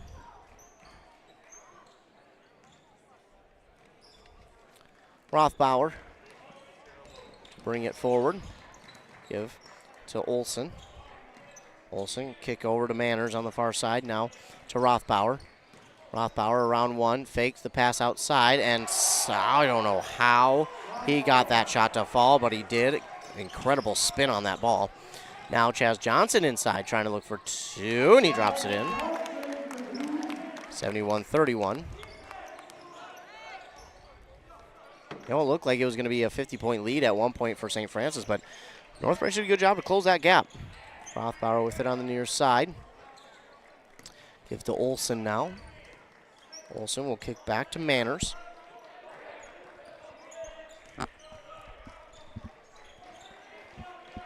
Give on the far side to Olson now for three. That's off the mark and rebounded by Thorson.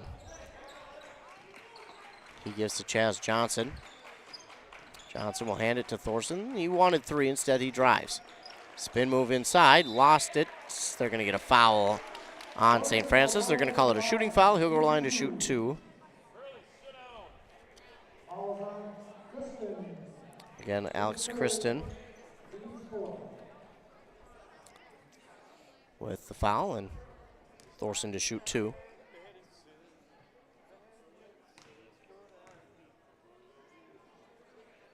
First one's up and good.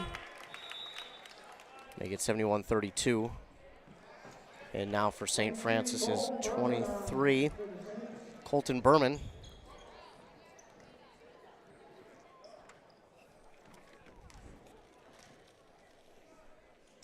Thorson, good on both.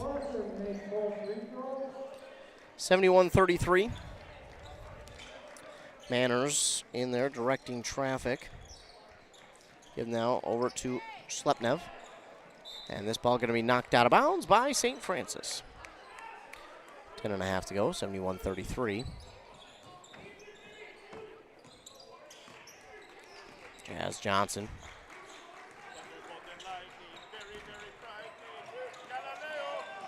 Jazz Johnson on the far side. Pass now to Thorson. Thorson. Pass here to Draws for 3. It's off the rim and taken back by Thorson. Plowing his way inside. And a charge there. They're going to get on Thorson. His second. Team's third.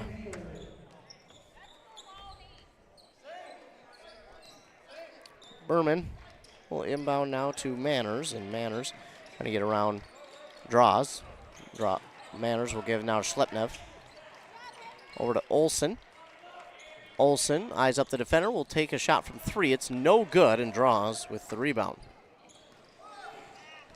We'll take a far side, give to Thorson.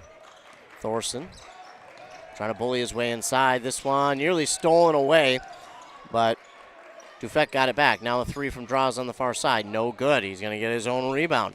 Going to drive inside himself. He puts up a shot, and he's fouled. I think they got Kristen again, which would be his 4th. Yes. Team's 5th. And again, Draws will shoot 2.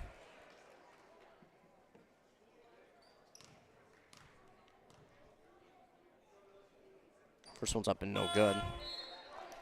Couple subs in here, and for St. Francis, they'll bring in another new player, number 14, Jaden Kruger.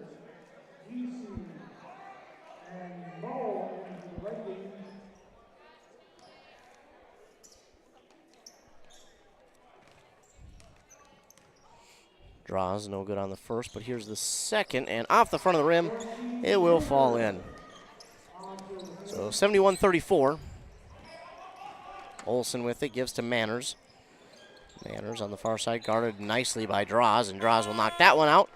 It will go out of bounds. Andrew Carnes will check in for Thorson. Dooley Beavers in as well for North Branch.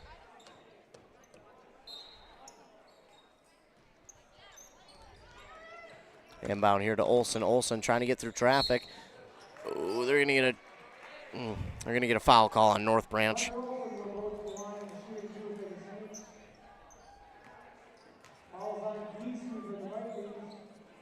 We're gonna get it on, I guess, Brandon Giese with his first, team's 4th. As Olsen, first one up and good. Make it 72-34. Tupper will check back in for the Saints.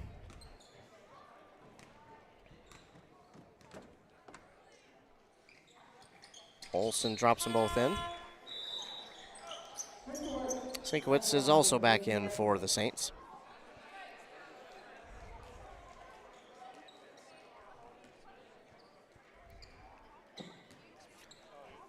Beaver will inbound to Draws, and he'll give it right back to Beaver.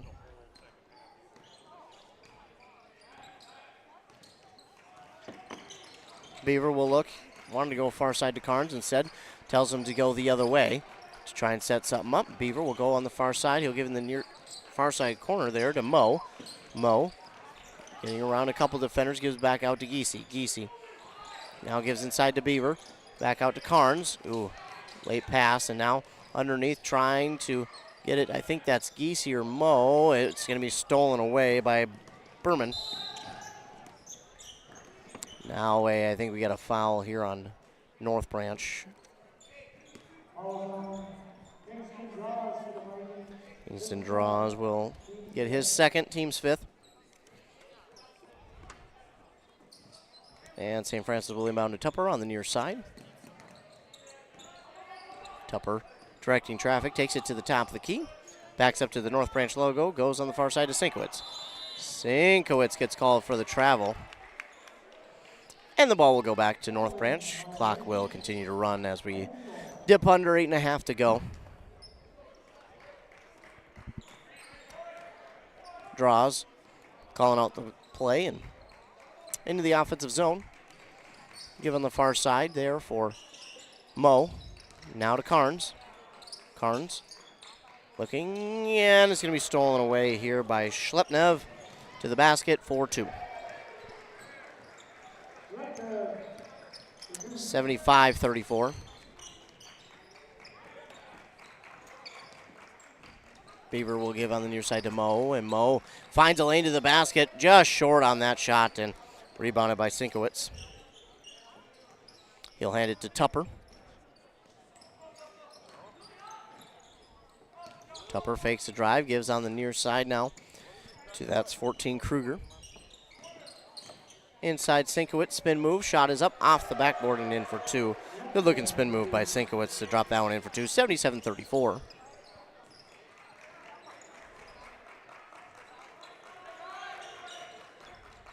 With it now Draws, will drive inside, tries to get the floater, that's no good. Carnes drops it in, plus grabs the and one.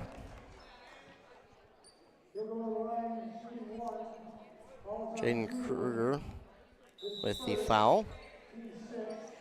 And it is good from Carnes. So he'll look for the three-point play.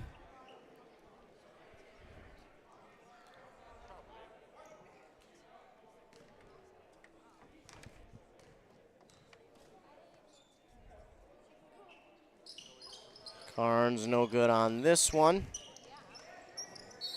So we'll only get two. And this ball going to go out of bounds. It will be St. Francis ball. Checking in for the first time here tonight is number 4, Rylan Barlow.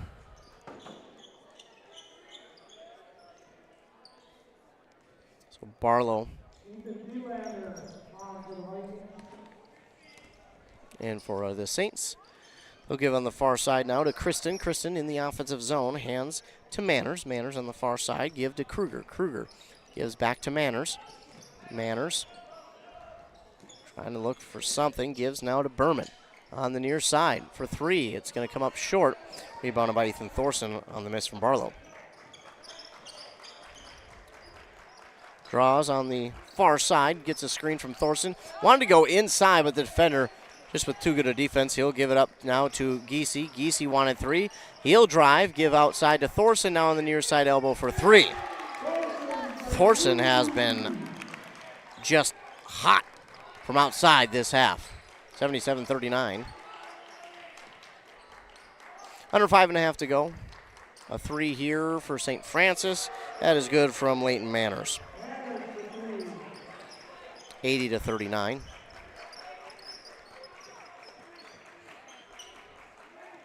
Draws with it, getting around one defender, and he'll pull up. Is that a long two? Doesn't matter. Carnes will knock this one out of bounds, unfortunately, and it will go back to St. Francis. Under 5 minutes to go now.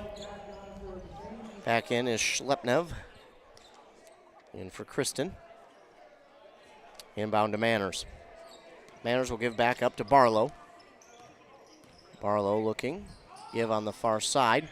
A quick three, and that's going to be no good from Kruger. Rebounded, though, by Schlepnev, and that's no good. Rebounded by Giese. Giese give to Draws. Draws Hands it off to Carnes. Top of the key. Trying to get around the defender. Can't. Give to Thorson, who's cutting to the basket. His shot's no good, but he's fouled. He'll go to the line and shoot 2 as we dip under 4 minutes to go with the clock running.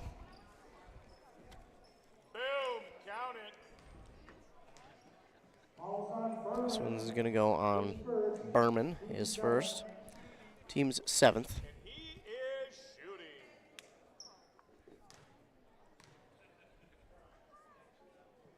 Thorson is good on the first to make it 80-40.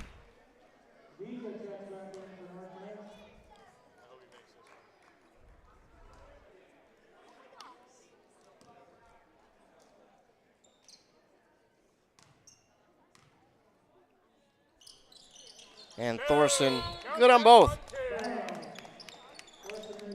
80-41. And checking in for the first time here tonight for the Vikings is number 15. Do not have a name for him, so I apologize. No number 15 on the roster. Drive inside by Kruger. He's fouled, and he'll go to the line and shoot 2 himself with under 3 minutes to go.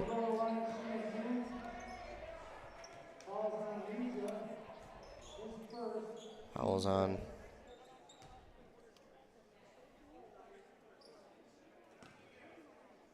or 25 again. First one's up and no good by Kruger. We'll have basically the JV in there for St. Francis the rest of the way.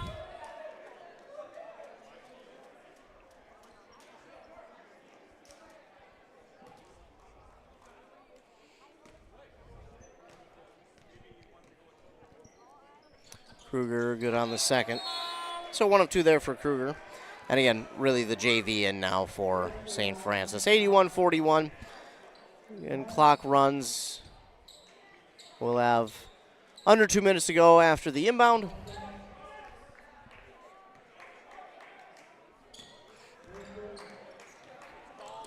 And it will be Christensen with it.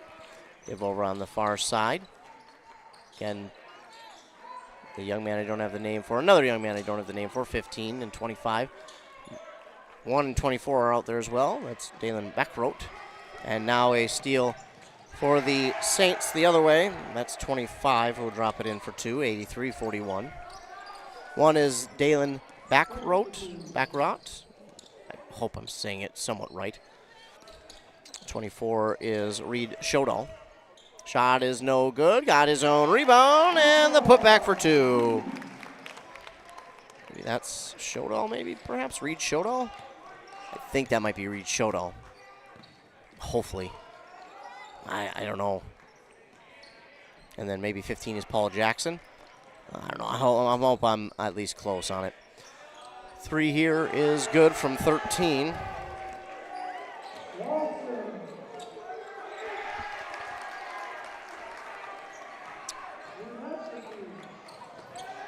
That's 86-45, and now a steal right back by the Saints. They really don't need to try and score here. 86-43.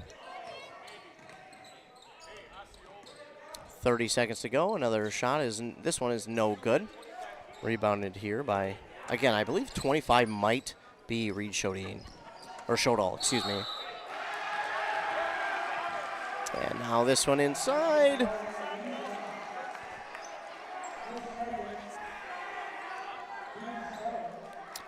Going to be the foul here on 25 again, who I believe is Shodall. I could be wrong, and if I'm wrong, I apologize.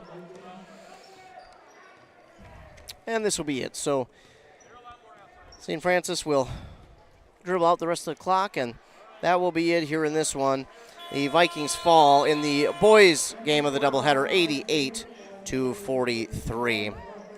Take a commercial break, recap, and let you know what's coming up for the rest of the week for us here on Nice 95.5 KBK. Brad here from Lee's Pro Shop in Pine City. We're a full-service lettering shop with a full line of athletic supplies for any sport. We have professional staff here at Lee's Pro Shop to customize your orders. We are the pros who specialize in athletic apparel and equipment. We even do trophies and awards as well as computerized engraving in the store. Let Lee's Pro Shop help you with any athletic apparel. Lee's Pro Shop, serving servicing our communities since 1973, where the passion for sports begins. The mushroom melt is back at A&W. How does this sound? Sautéed seasoned mushrooms and onions with melted Swiss cheese on your choice of a juicy burger or grilled chicken. Then add golden French fries and a medium soft drink. It's the mushroom melt and fries combo at A&W. Now, top it off with a classic A&W root beer float featuring vanilla soft serve and made fresh root beer, all in a frosty mug. Or how about the A&W root beer freeze? Signature combos and delicious treats always at your local A&W restaurant in Pine City. Aurelius Manufacturing has been providing innovative solutions to customers since 1926. Specializing in the production of custom welded hydraulic cylinders for over 40 years, our focus is on providing value to customers through innovative problem solving, quality workmanship, and customer service. Our team works with your team to develop designs that provide the most value for your application. We leverage technology and craftsmanship, turning designs into finished products quickly and accurately. Aurelius Manufacturing is a proud sponsor of the Brand Bombers. Dale's Heating and Appliance, your local heating and appliance expert, is committed to making your family's comfort their top priority. And now you can add water softeners to their list of expertise. Dale's now offers water softener sales or rentals along with installation, service, and salt delivery. So if your home needs quality water, make the call to your already trusted experts at Dale's, or just visit dalesheatingandappliance.com. dalesheatingandappliance.com. Need reliable energy? Burnett Dairy Cooperative has you covered with top quality propane services. Whether you're heating your home, running your business, or firing up the grill, our propane is safe, efficient, and always dependable. Choose Burnett Dairy Cooperative Propane, your trusted partner for all things energy. Stay warm, stay powered, stay local. Loading the kids in the car, brokering peace in the back seat, mastering the snack handoff without even looking. Why are simple things sometimes so complicated? Thankfully, with auto owners, insurance doesn't have to be one of them. We work with independent agents who keep insurance simple, so you can worry about more important things, like figuring out what's growing in that cup holder. That's simple human sense. Contact your local auto owner's agency, Pine Insurance Agency, at pineagency.us today. Back here on 95.5 FM KBEK. The Vikings fall in the boys' game of the doubleheader, 88-43. Stats from this game for St. Francis leading the way was Connor Pearson with 21, 11 for both Sienkiewicz and Tupper, then 9 for both Hardy and Rothbauer, 8 for Kristen, 6 for Olson, you had 3 for Manners, and then I think 5 for who would have been number 13, Kyle Swanson, 2 for Lane Fick and Schlepnev, and then 3 for Manners and 1 for Kruger. They had 19 total steals, 1 block. They were 8 of 12 from the free throw line and 12 team fouls, 5 in the first, 7 in the second. For the Vikings leading the way was Thorson. He came in and scored 15 points in the second half. He didn't even play in the first half. Scored 15 points in the second half to lead the team. 10 for Giese, and then 5 for Chaz Johnson, 3 for Dominic Moe, and 4, not to forget, Andrew Carnes, and then 2 for 25, who I believe, again, I could be wrong, is Reed Shodall, and then for Draws and Beaver. They had 4 steals. They were 7 of 15 from the free throw line and had 12 team fouls. Again, 5 in the first, 7 in the second. So they matched each other in fouls in both the first and second half. They also tied with 12 fouls each. So, again, this was a tough one.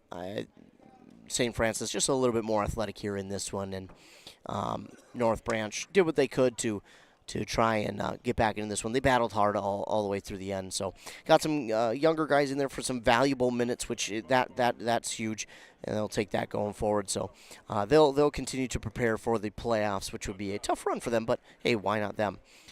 Taking a look at the rest of the schedule for North Branch, they'll finish it off with 2 home games. They'll host Osceola of Wisconsin on next Tuesday, and then next Thursday they'll finish it up with Hermantown at home. So those will be their last 2 games of the season, next Tuesday and Thursday against Osceola and hosting Hermantown. So that'll be it for them.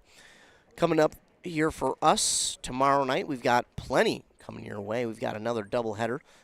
Team that we're familiar with, the Chisago Lakes Wildcats, will host Big Lake. In that doubleheader, that is a new start at 5 p.m. And then Morrow will host East Central in the boys basketball game there for the Great River Conference Championship. If East Central wins, I think it would be a tie for the championship. If Mora wins, they're outright champions. And then the Pine City girls will host Royalton for their second to last game of the regular season. They'll play at Spectrum on Saturday for their final regular season game. And then they'll prepare for playoffs. So that is what's coming up for us here the rest of the way. But I want to thank you all for tuning in again. Appreciate you all tuning in and giving me a job to do. And I want to give a moment to thank all of the fine sponsors. If it weren't for them, well, we wouldn't be able to be out here and call any of these games. So we appreciate them as well. And also, we want to remind you to, if you're watching this on our YouTube or, well, listening, be sure to like and subscribe to the YouTube page. That way you never miss any of our local sports actions. Hit that red subscribe button. Another way you can stay tuned is our morning shows on this station, 95.5 FM with Rock and Robin Riley at 7:30 and 8:30, or over on 100.9 FM with Joshua Miron at 7:45 and 8:45. We'll talk this game, all the other games in our local listening area, plus regional and national sports. Then another way you can stay tuned is our websites at kbk.com and wcmpradio.com for interviews with coaches and players, articles from games that we've been at. The broadcast schedule will be up there under the sports tab. That'll be updated every Monday and is subject to change. Another way you can stay tuned is our social medias, Facebook pages for both stations, our Instagram for both stations, plus our Twitter at WCMP Radio for all things local sports. We'll have interviews, breaking sports news, LOI signings, broken records, all things sports and more on our social media. So be sure to like, follow, subscribe, do whatever you got to do to stay up to date with anything local sports-wise. Again, the final here in this one, the girls fell to St. Francis 61-44. The boys fell to St. Francis 88-43. Again, thank you all for tuning in. Remember, I want to remind you to be kind to everyone. You never know what someone is going through, and your kindness could truly make their day. It costs nothing to be kind. Costs nothing to be kind. It doesn't need to be a lot, just something small, too. Again, I thank you so much for tuning in for this doubleheader and listening to me throughout the night. Be sure to tune in for the sports update and tune in for more basketball action tomorrow as well as next week, as we have the playoffs starting next week for the girls. Thanks so much for tuning in for Nice 95.5. I'm Ethan Game Day Gilman. Have a great rest of your night.